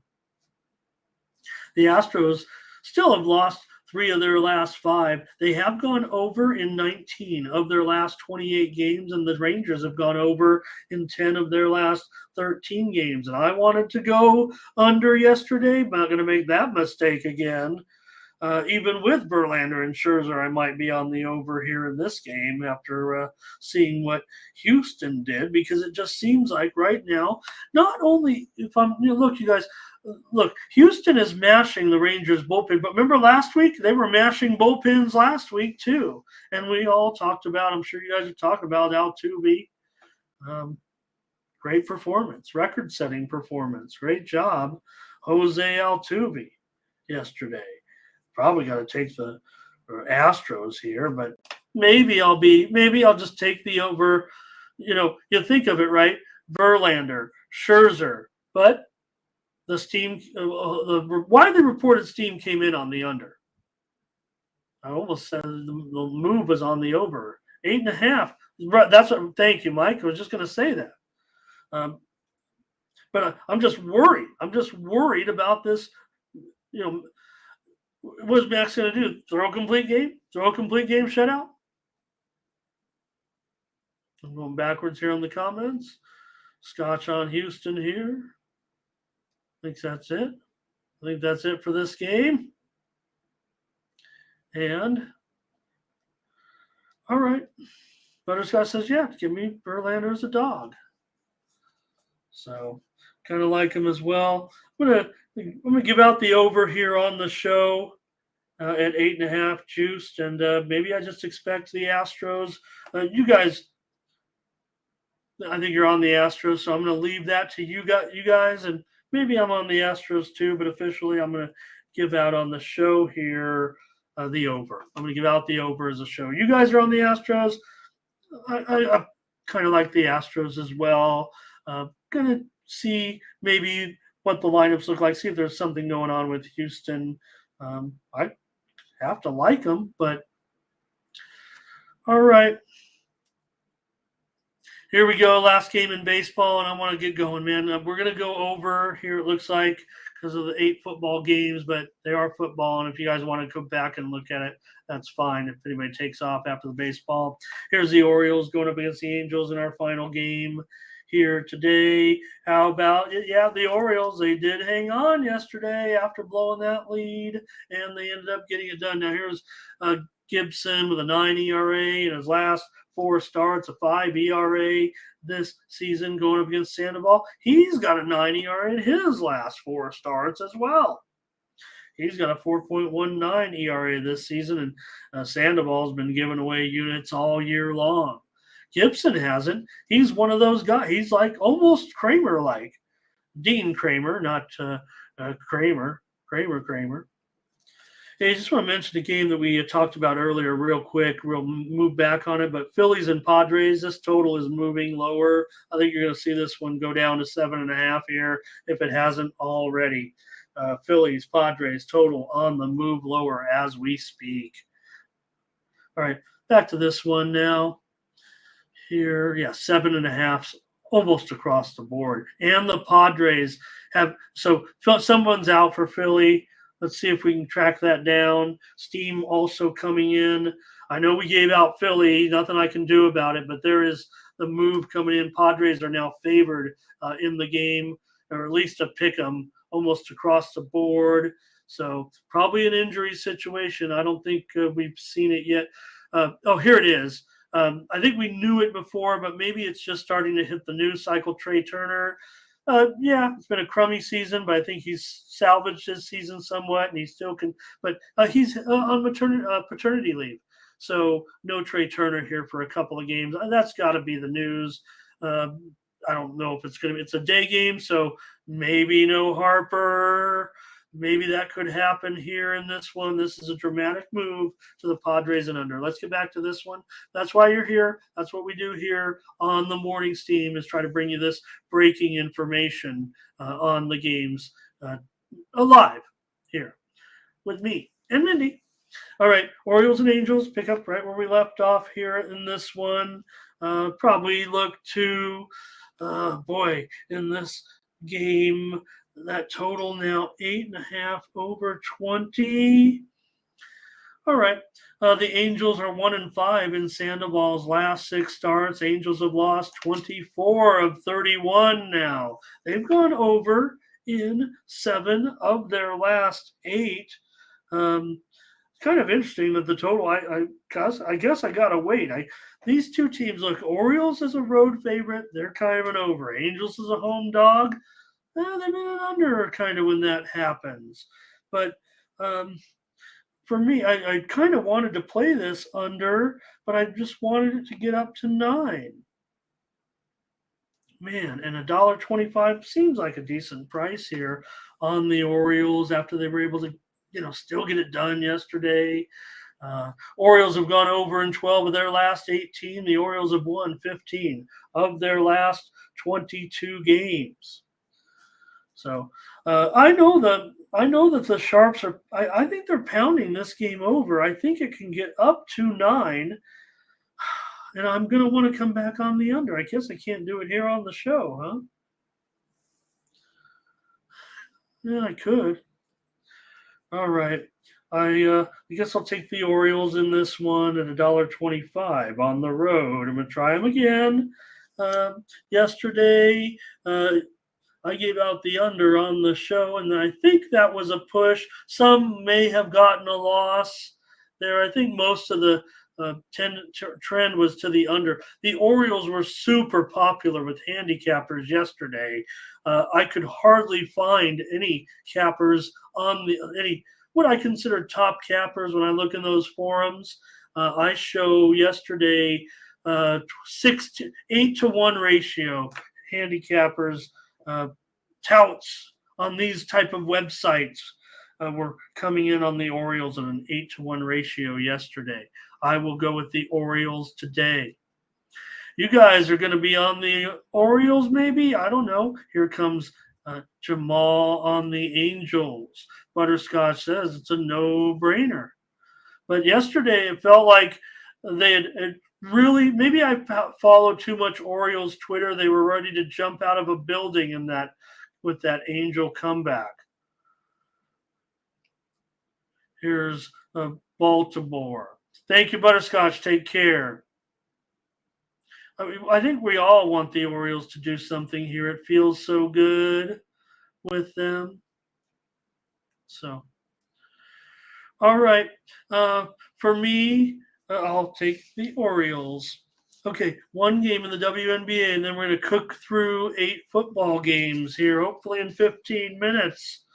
I think I can talk for 2 minutes on each game. But let's talk first about the Storm and the Dream tonight. I don't think the picks were too swift yesterday on the show in the WNBA. What's going to happen today when the Storm takes on the Dream? Showing the Dream an 8-point favorite here in this one at home. See if that's changed. Thought I saw something. It is Atlanta 8.5 and 163. All right. I think I can update it a little bit before I maybe get into a few trends, maybe talk about the personnel like I like to do, or, I don't know with this game if we'll get too excited about it. I think I know what I'm doing. I don't know if you guys will be into this one too much with 2 teams that are sub 500 here. And checking the market move here. I know where I'm going, but let's see if you guys have anything in this one. You know, Atlanta, they've won 9 of their last 12 at home. Seattle has won 9 of the last 11 meetings, but remember, Seattle had a better team in the past. Seattle's lost 4 of their last 5. Atlanta is just 4-10 against the spread in their last 14 games, but they are 4-1 in their last 5 at home. Seattle has failed to cover 4 of their last 5, but they've covered 7 of their last 10 on the road. So it really, these numbers are really back, and the numbers I think would suggest that this is a road cover. Atlanta's gone over in 4 of their last 5. Seattle's gone over in 5 of their last 6 on the road. But I'm going to go under in this one. It continues to move lower. I'm going to go under. I don't think it's necessarily been totally steamed. I did see a move come in at about 165.5. So we are not getting the best of it at all. I'm not going to put it as a premium. I'm going to take the under with the Storm and the Dream. And looks like the comments have stopped. So maybe maybe everybody's done commenting. They're heading out the door. If you guys have commented on the WNBA game, could be a technical issue, or maybe you guys are just not interested in that game. So if anybody wants to type in even a number or a letter, to see if it's working at this point. Otherwise, maybe we might be down on the chat, which might be okay as we get into the football games that I want to preview here. And that way I want your picks, definitely. But it feels like the chat's down right now. The stream is still up. There we go. Okay, you guys are there. Thank you, Brent. Nobody cared about that WNBA game. That's all. Thank you, guys. Appreciate it very much. KG went over. Nice to see you, KG. He went over. He's fading me a little bit in the WNBA game. We've got a challenge, KG and I. It's great to have you, though, KG. And please come tomorrow, win or lose, and tell me if you won, because I probably won't forget you put this on here. I'll put a little note. I'm going to put KG over. If I see it tomorrow, I'm not gonna rehash my loss if you don't show up. Thank you, Thomas, as well.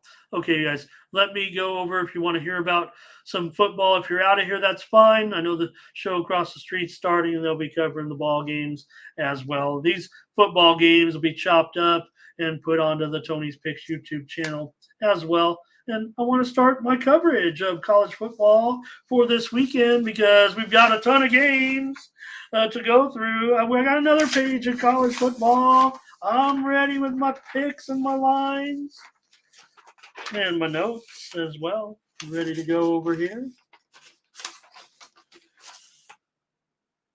All right, that was a bad idea. Throwing the papers all around. Let's get rid of the baseball a little bit and start off with the game between Vanderbilt and Wake Forest to start us off here for a week 3, week 2, whatever you want to call it. This one is actually an early 1 hour early start in this one, 11 Eastern and 8 a.m. Pacific. So hopefully we'll be off the air before this one before this game starts between Vandy and Wake. All right, let's get into it a little bit here. Hopefully you got your picks right, and it didn't go too well last week with the comments. So hopefully we'll get in a little bit routine where we know when the we're doing college football, and you guys will be ready. And I know you guys probably want to see a game. A lot of people want to see a game. So, all right, I do want to give me 1 second. Let me kill myself slowly with some more soda pop.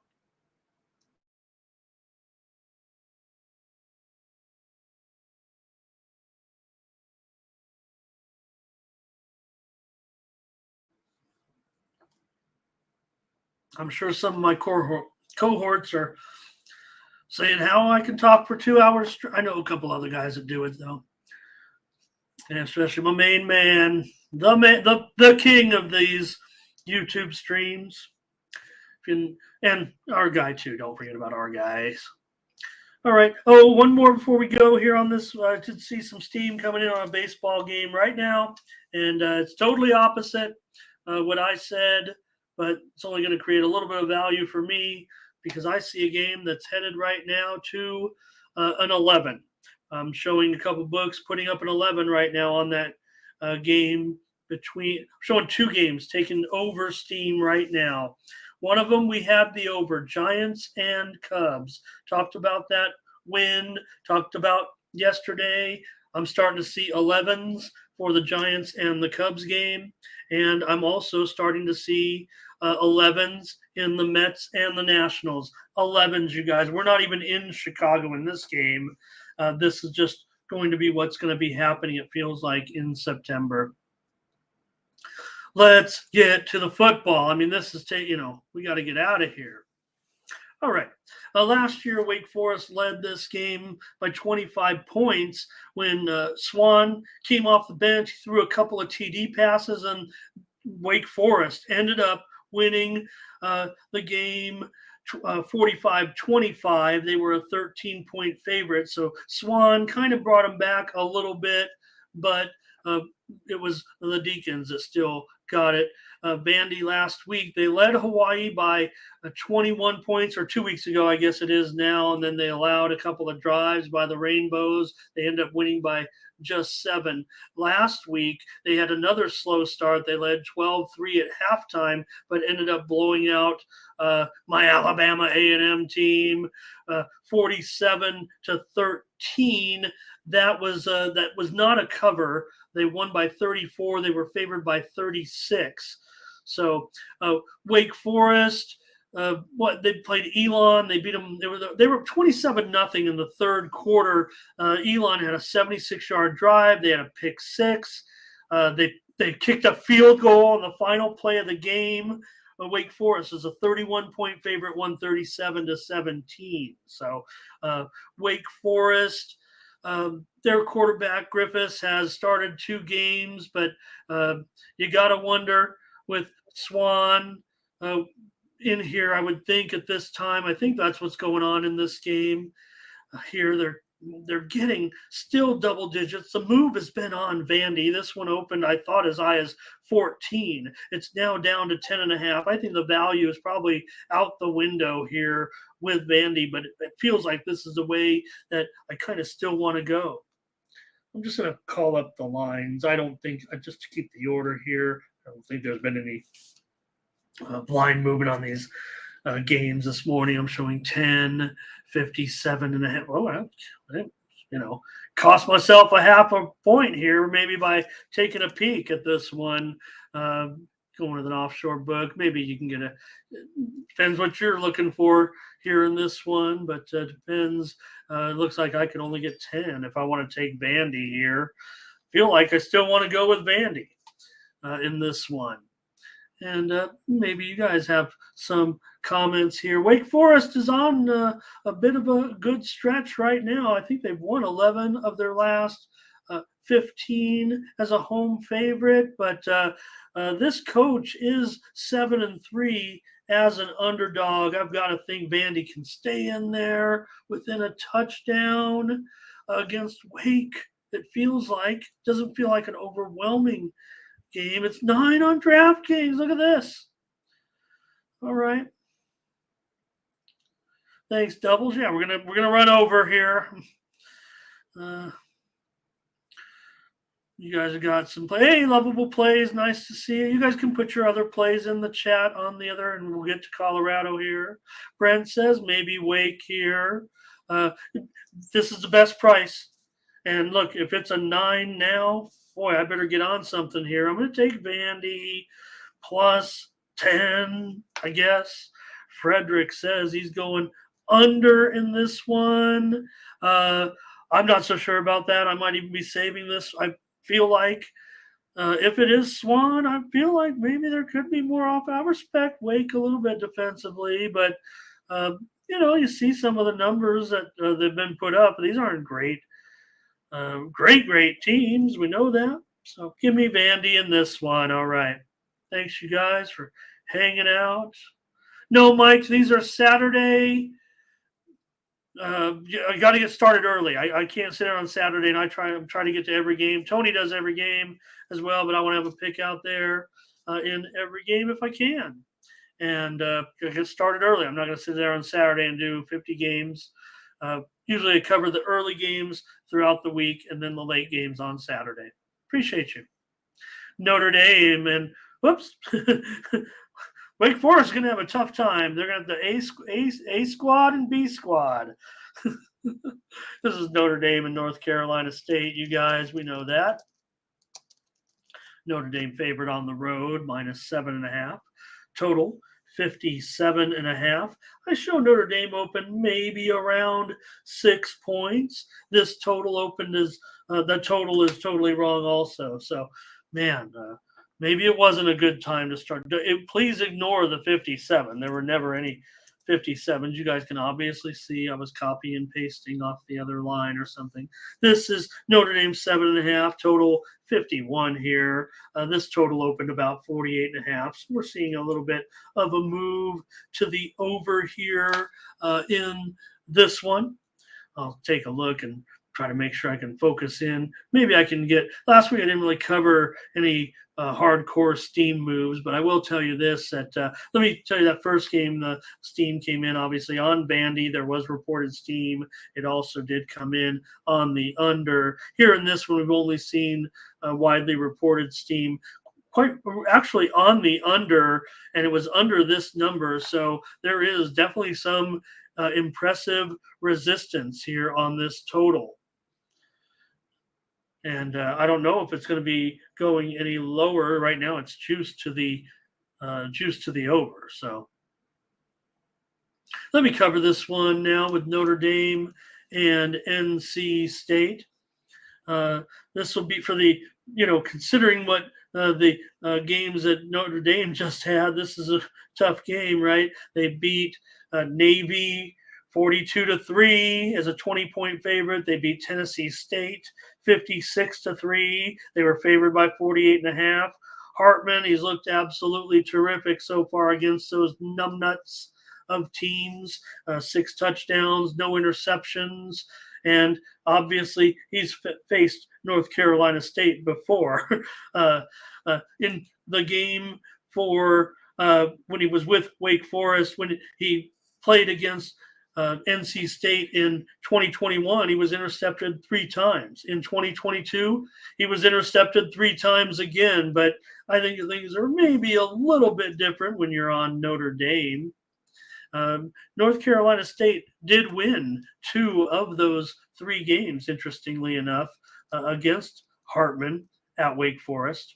But Hartman looks terrific. He's on that Heisman board right now at this point, right, with those other guys. Um, so North Carolina State, we saw them beat UConn 24-14 in week one. They didn't cover the spread. I think we were pretty right on with what happened in that game. The Pack only outgained the Huskies 364-320. So they do have pretty good quarterback in Armstrong, the Virginia transfer. He can run and pass. He ran for 2 touchdowns and he threw for 155 yards, ran for almost 100 yards. So NC State, they've covered 3 straight as an underdog. So Hartman, man, I just can't get over how good he's looked. But I don't know, it just feels like when you end up at Notre Dame, and we'll see. Notre Dame really is, as an away favorite, they're money. I got to be honest with you. They've been really hot as a road favorite. But can they get this one? Man, I'm not so sure of that. Let's see what you guys have to say. Maybe you can get a feel for what I'm doing. I don't think I want Notre Dame actually as that. I know they've got a great record as a road favorite. I like Thomas is the only comment. So. No, I think we can all say that Hartman looked great, but let's consider the competition. Yeah, look, I was on Navy in that first game, right? No, that was a cluster. So I'm going to take NC State in this one. I'm going to take 7.5. They keep it within 1 score here against them. I think I'm going to pump the brakes just a little bit on Hartman. I think NC State has film on Hartman, if you will.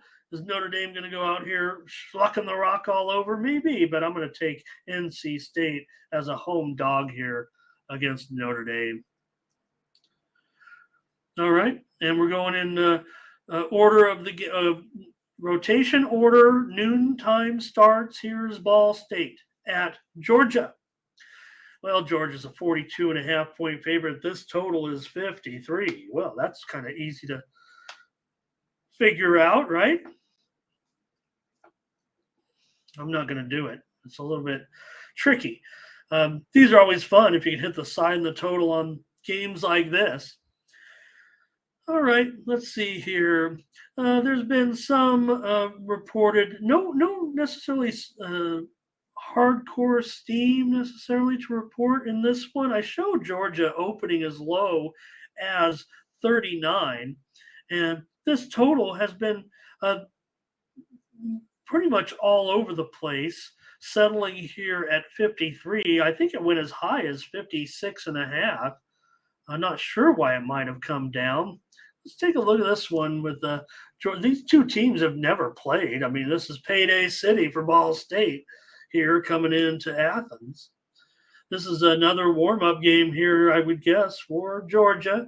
Hope we can get rid of these games soon, but I guess we never can. We've got to pay these schools. Last week, Georgia, look, they rested players. I think they kind of held them out, get some other players. That's a good plan. I mean, you're playing teams. They sat out two of their top 3 running backs or 2 top wide receivers didn't play. Mondon, the great linebacker, hardly got in there. And they didn't look that good. There was 17-0 Georgia at halftime when they against UT Martin. Georgia did win the game 41-7. Martin came down with that touchdown on the final drive. So you'd think that they could be ready here, but Georgia next week plays South Carolina in their conference opener. So we're adding an extra field goal on here to get up to 42.5 off of a 39. Let's see, Ball, they led Kentucky 7-3 in the first half last week, but then their top player on defense injured his leg. I think he's out now. So he's a linebacker. Pretty sure he's their best player, Clayton Cole. So it helped allow the Wildcats to kind of pull away in the second half. Ball State was actually getting the money until Kentucky got a 30-yard touchdown with 6 seconds left. So final score 44-14. Kentucky ended up getting the money in that one, laying 25.5. Ball State 10-6 is a road dog. Georgia, might be the kicker for me. Georgia 1-10 as a non-conference favorite of 35 points or more. So figure with conference play on deck, everybody gets in the game. I'm going to take Ball State plus 42.5. I think Georgia could name the score, but I believe in the situation like this, second non-conference game of the preseason. Look, I imagine it will probably go over and Georgia will get their money, but I think Ball State, I think they showed a little bit of fortitude. I think they can, even in Athens, maybe they get that second score, get this money. I'm taking Ball State. Like I said, Georgia 1-10 as a non-conference favorite of 5 touchdowns or more in their last 7 occurrences in that role. Let's take a look at if you guys got anything on this. And Thomas says 43-0. That would be Georgia and under, and I'm pretty much the other way.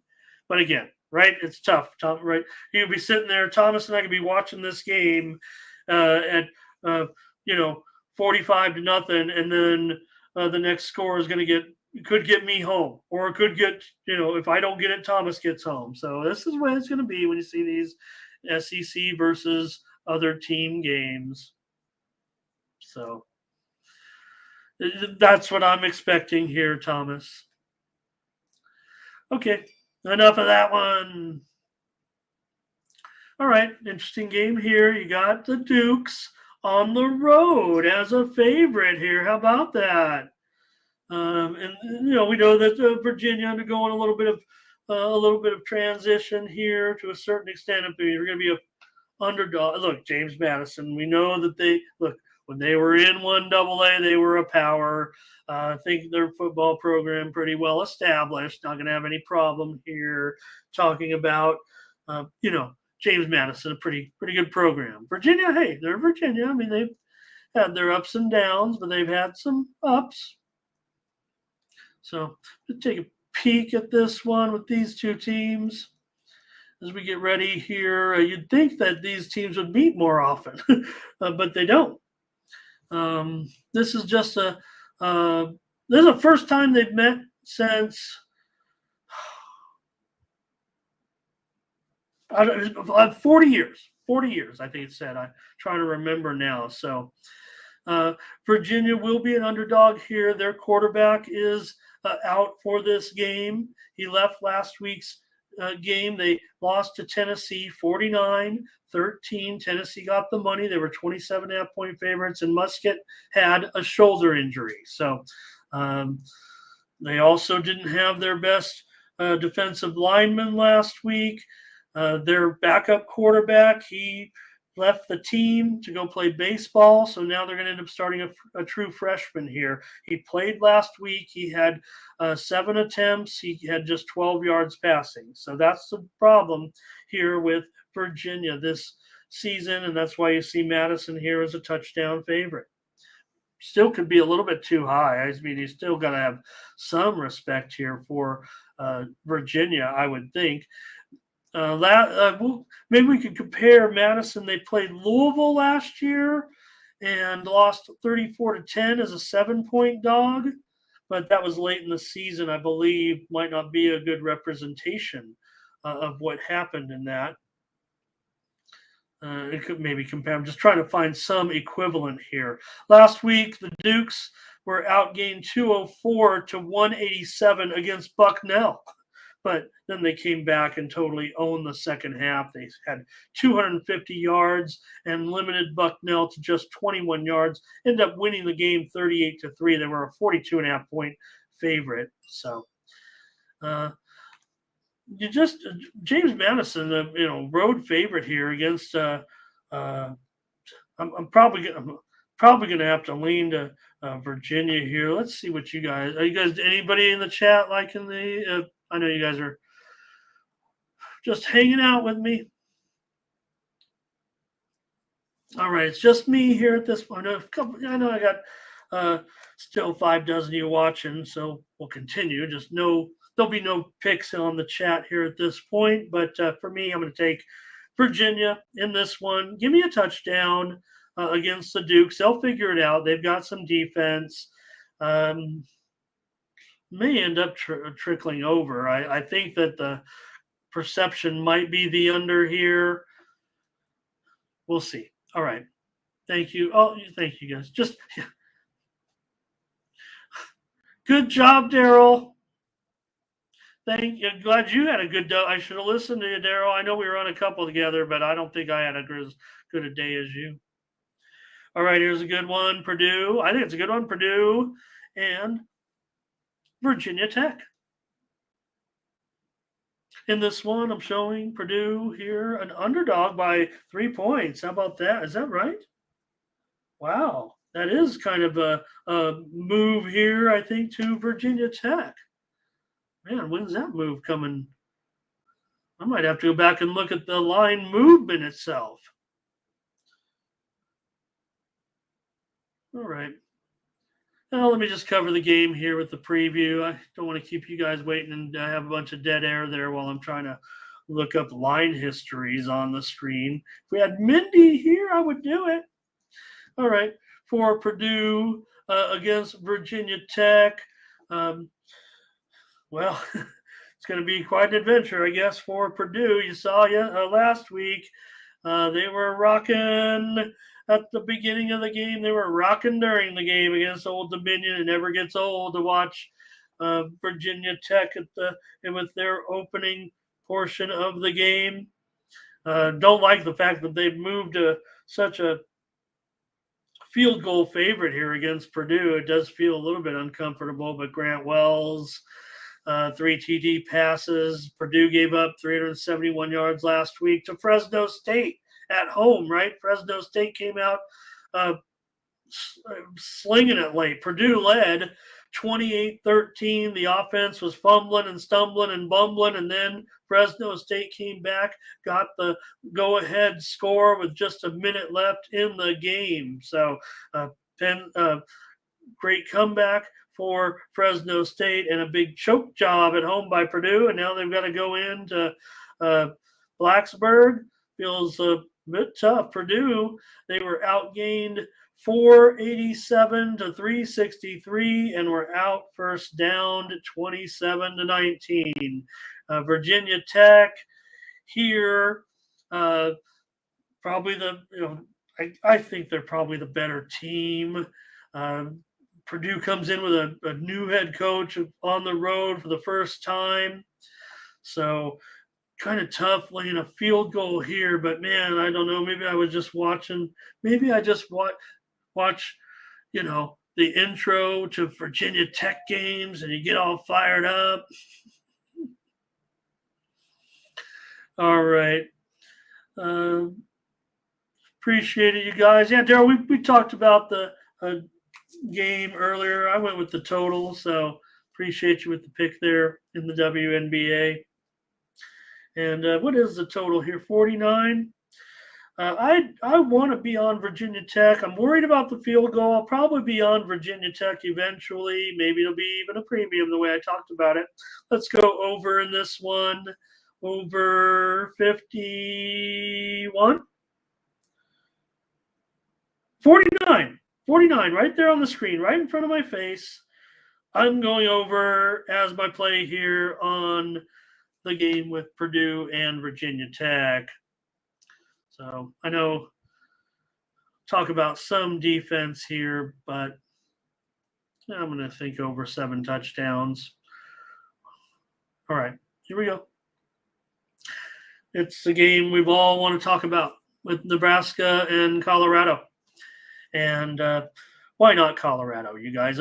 Look, everybody wants to make a big deal. They're yelling across. I enjoyed that conversation so much last week, the other day, about what they were talking about. But I am a believer. I am a believer.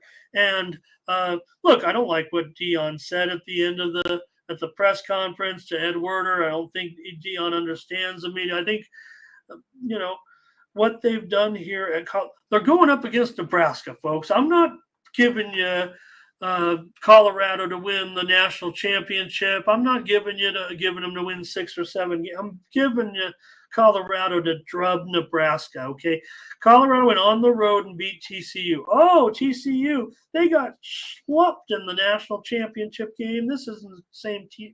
Okay, it's not this. Maybe it's some mediocre TCU game that's going to all of a sudden fumble down their way to some 500 record, like they hadn't been good for the last several years anyways, and finally hit that peak moment, their glory moment last year. It sucked that they got crushed. They earned their way to the title game. It was a great, great accomplishment for TCU to reach that moment. Colorado came in, played that. It was a wild game. We all know what happened. What happened, and they get the win. I'm not a believer, Dion. I'm not a believer. So I don't know how else I can say it. What I am a believer in is the fact that Nebraska's coming to town and Colorado can beat Nebraska. Nebraska, I love to bet against Nebraska. Come on, Matt Rhule. I'm a Nebraska fan. I'm telling you guys right now, I'm a Colorado fan. I'm a Nebraska fan. I'm going to like 20 teams this year. I'm going to like half the teams, half the time. I don't care. But for Nebraska, come on. Not even Matt Rhule can turn this around, right? This team has been the biggest underachieving team over the last 2 decades. I don't know how else. They had some nice performances last year, but against this team, this Colorado team, totally surging right now. Nebraska is going to take care of them here. I think. I'm not even going to give out Nebraska here on the air. I'm going to, I'm Nebraska. I mean, Colorado. You guys, I probably should start over because I said it all. I've been saying Nebraska for a couple sentences. Colorado, come on. I don't want any part of Nebraska. I'm a Nebraska fan, and I'm such a Nebraska fan that I'm tired of losing a lot of games on the road with poor execution. Matt Rhule should change all that, hopefully, but right away, right now, the way Colorado's turned this situation around, it's no fluke. They're a decent team. They can go 500 here. They can go to a bowl. They can finish over 500. They're not going to win the national championship, but I think they will win more than some of their critics might suggest. This is an old rivalry, really, from the Big Eight. These teams played for like 60 straight years, and then they stopped playing because of the way the conferences went down. And, well, we know what went on with Colorado and the Pac-12 and things moving around. But anyways, let's get into it. The Huskers lost that game to Minnesota. Now, they were an underdog. They got the money. But still, poor execution in close games. I just have a problem with that type of stat as well. Maybe the money line. I don't know. This one's going way over. I don't care about Nebraska having, Rhule going to bring back the black shirts and, Nebraska will be back. They better be. They demand it right now. They had a pretty good game against the Gophers. Gophers had just 251 yards in that game and 55 on the ground. Remember, the Gophers had a great running attack. They lost their great running back, but Sims did a pretty good job, but he threw 3 picks, including that one in the end zone in the end of the first half, remember? And the one in Minnesota territory on a drive that they needed to go down the field. So the Gophers kicked that field goal at the end of the game, and for Colorado, well, you saw nothing. I need to tell you, they were 20-point underdogs, right? By the way, so don't forget about that. So they basically overachieved by 23 points in that game. They had 565 yards. When I see record-setting performances by teams that have been around forever, that's a big deal to me. They had 565 yards on the road. We know Sanders had the 510 Colorado record-setting yards, and 4 receivers with 100 yards, including Hunter. Yes, Hunter is going to win the Heisman. If he can get out there for 100 plays, if he can get out there for 100 plays on a 7-5 team, what are you going to do? What are you going to do then? Say he has 5 interceptions and 10 touchdowns. What are you going to do with Travis Hunter? Prime was giving him the Heisman at halftime. So not only did they go on and win that game, that's not even the game they wanted. This is the game they want, of the home game. Sell out the crowd at Folsom Field and ride that Colorado. We know Colorado. They were supporting this team when they sucked. I know because I like Carl Durrell. I'm a Carl Durrell fan. Carl Durrell's my age, a little bit older than me. I've been following him since I was a kid. Did he deserve to get fired? Probably. I'll take the over in this one at 50. It's not 59.5, is it? Okay, it's 59.5. I'm having over regret now, but I am going to go over. The whole time I was talking that spiel, I thought it was 55. I typed the numbers in. Guys, I got 6 comments on this game. This will be the most talked about game. All right. No, I'm not talking you off Colorado at all, right? I know I kept saying Nebraska in there, but I'm trying to talk you on Colorado. Or I'm talking you off Colorado because all the, not everybody's on Colorado, right? He's got his detractors.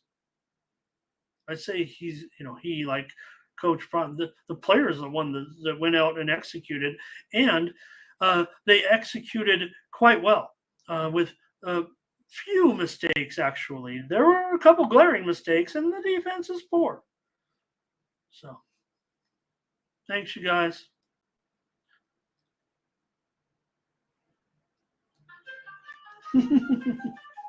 Oh, that's good. Thank you. Yeah. And the thing about, we talk about Hunter, right? Wasn't like somebody.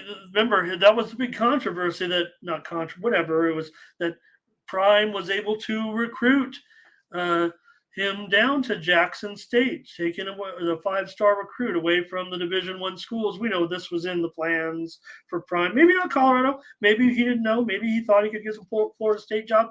And let me say this about Prime's future. You talk about it, and look, I think he enjoys coaching his son. And who knows how bad a team like Arizona could be. We're going to get Shedeur. I think we'll get him for 2 years. That way Prime can – and if Prime can get out of this situation in just 2 years saying, hey, I turned it around, my kids are gone, and a job opens up, maybe an NFL job in 2 years. It would be unprecedented in a way, but sleep on that one a little bit. How about Prime coaching his son in the NFL? He's got assistants. He brought top assistants. It's not like Coach Prime, oh, this guy's the greatest coach in the world, that's why he's turning around Colorado. He's built the whole thing. All right, enough of that. Colorado we talk about ad nauseum, but I want to get my 2 cents worth in on this situation. And I like Colorado. Go Buffs. And I like Nebraska. Can I like both Colorado and Nebraska? Some people say you can't like more than one team. But, I have a soft spot in my heart for Nebraska, and I do want to see Rule turn it around. It's not because of Mindy either. I've got a closet full of Nebraska gear. I've got I think one thing of Colorado, but I like those white jerseys. Utah and Baylor. Big question marks here surrounding this one, with Utah 7.5-point favorite on the road here, and the total 47.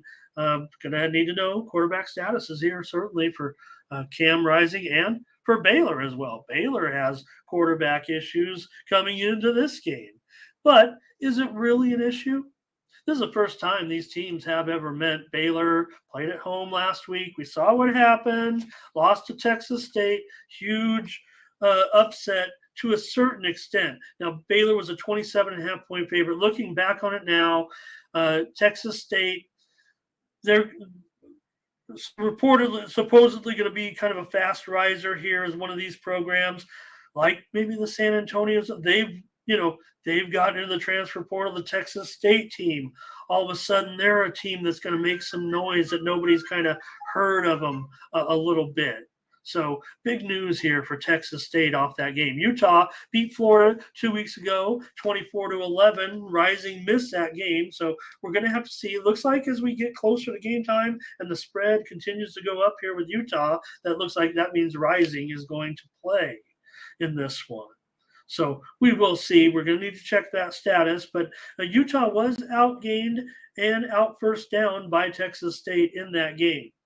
But Baylor here, home, they can gather their bearings a little bit. They're still playing a good team here, no doubt, in Utah. But they allowed 441 yards to Texas State in that game. So I thought Barnes did a good job for Rising. I mean, obviously it's going to be a step up to get Cam Rising back, but Barnes did the job there, and the defense did the job. Florida was smothered by the defense in that game. So for Baylor, Shapen left the game last week. He has a knee injury. He is questionable as well, so that probably also factors into the line. The total has dropped here all the way to 47 off of a high of 50.5. But look, their backup quarterback is pretty good, Robinson. And remember, in the off season in spring, they were talking about Robinson battling Shapen for the starting job. So we're going to see Robinson here. Robinson, I would think Robinson could be the starting quarterback here in this one for Baylor. I don't think it's a real big downgrade here. If they go to Robertson. Robertson played at Mississippi State, and he's kind of a product of the old air raid a little bit. We know Mississippi State has moved away from the air raid, but Robinson was at Mississippi State for 2 seasons. So we're going to see more of him. So I'm going to take the over in this one with Utah and Baylor. It keeps dropping. I think there's creating some value here. I think because of the Baylor offensive situation, maybe that's why it's dropping. Maybe because maybe that defense will travel. So do you guys have any comments on this one, or can I move on and get this show over with? They're probably all right. Thank you, Thomas. Thank you, Thomas. I complained last week about the viewers leaving on the football. We've got to get these videos in. We want to do these videos. And, they're chopped up later. I got to remember that if people might go back and watch them as the games approach. So I'm just recording them live. Kind of like Tony does when he records it. I'm just doing my versions live. So thank you to Thomas. He's my picker. He's my guest picker, like we're on ESPN. All we need is Thomas to come on and put on the old Lee Corso mascot head here. All right. Troy and Kansas State. This is the last game, you guys, that we're going to be previewing here this morning. And then we'll get to it. Mindy, I'm gonna read off to you Mindy's plays. She's just sent them to me. Stay tuned. So the 50 of you here, please, one more game, bear with me. I'm just doing my videos for Tony, basically, and I'm doing them live. Stay tuned for Mindy's picks for today's action. Is that a good tease? Okay, I think I've got, who do I got here? Troy and Kansas State. This game was moved up into the noontime slot here in this one. Troy won 48-30 last week against SFA. They dominated, really. They had, I think, more than 300 yards more than the Trojans, but were -3 in the turnover category. So Kansas State shut out Southeast Missouri 45-0, outgained them by 361 yards. Howard looked good.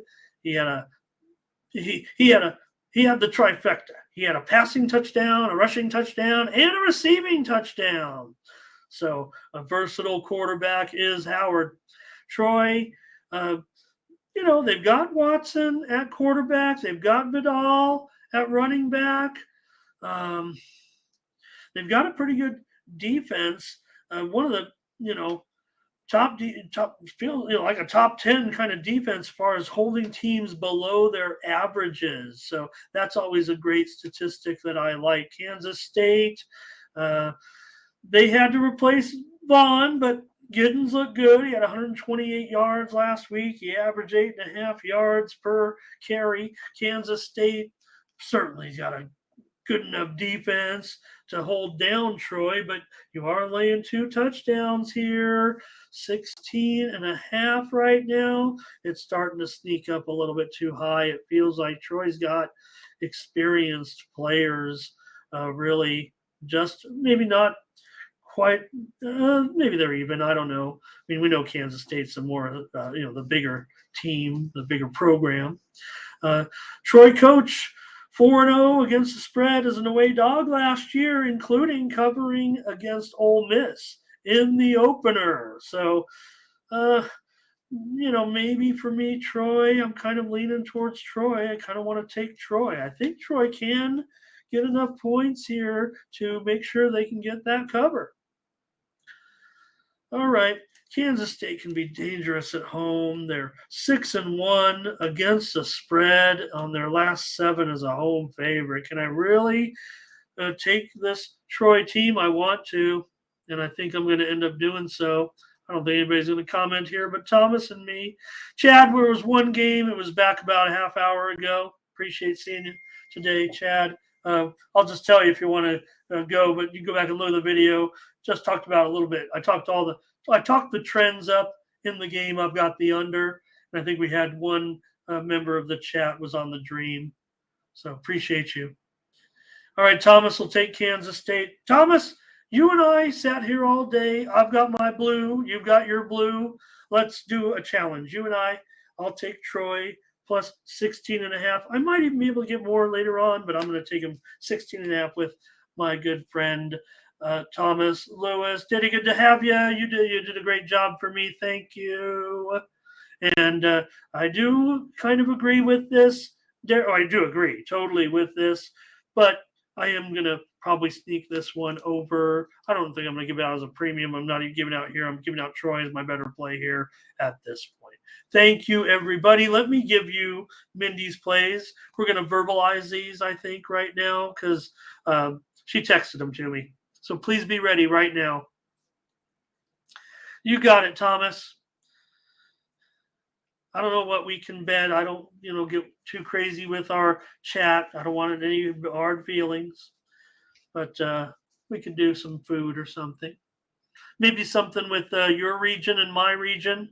I mean, I'm in Las Vegas now, so I don't know what you like. But back when I was in San Diego, the San Diego's probably got world famous Mexican food for sure. It might be the best in the country. I don't have any problem saying that.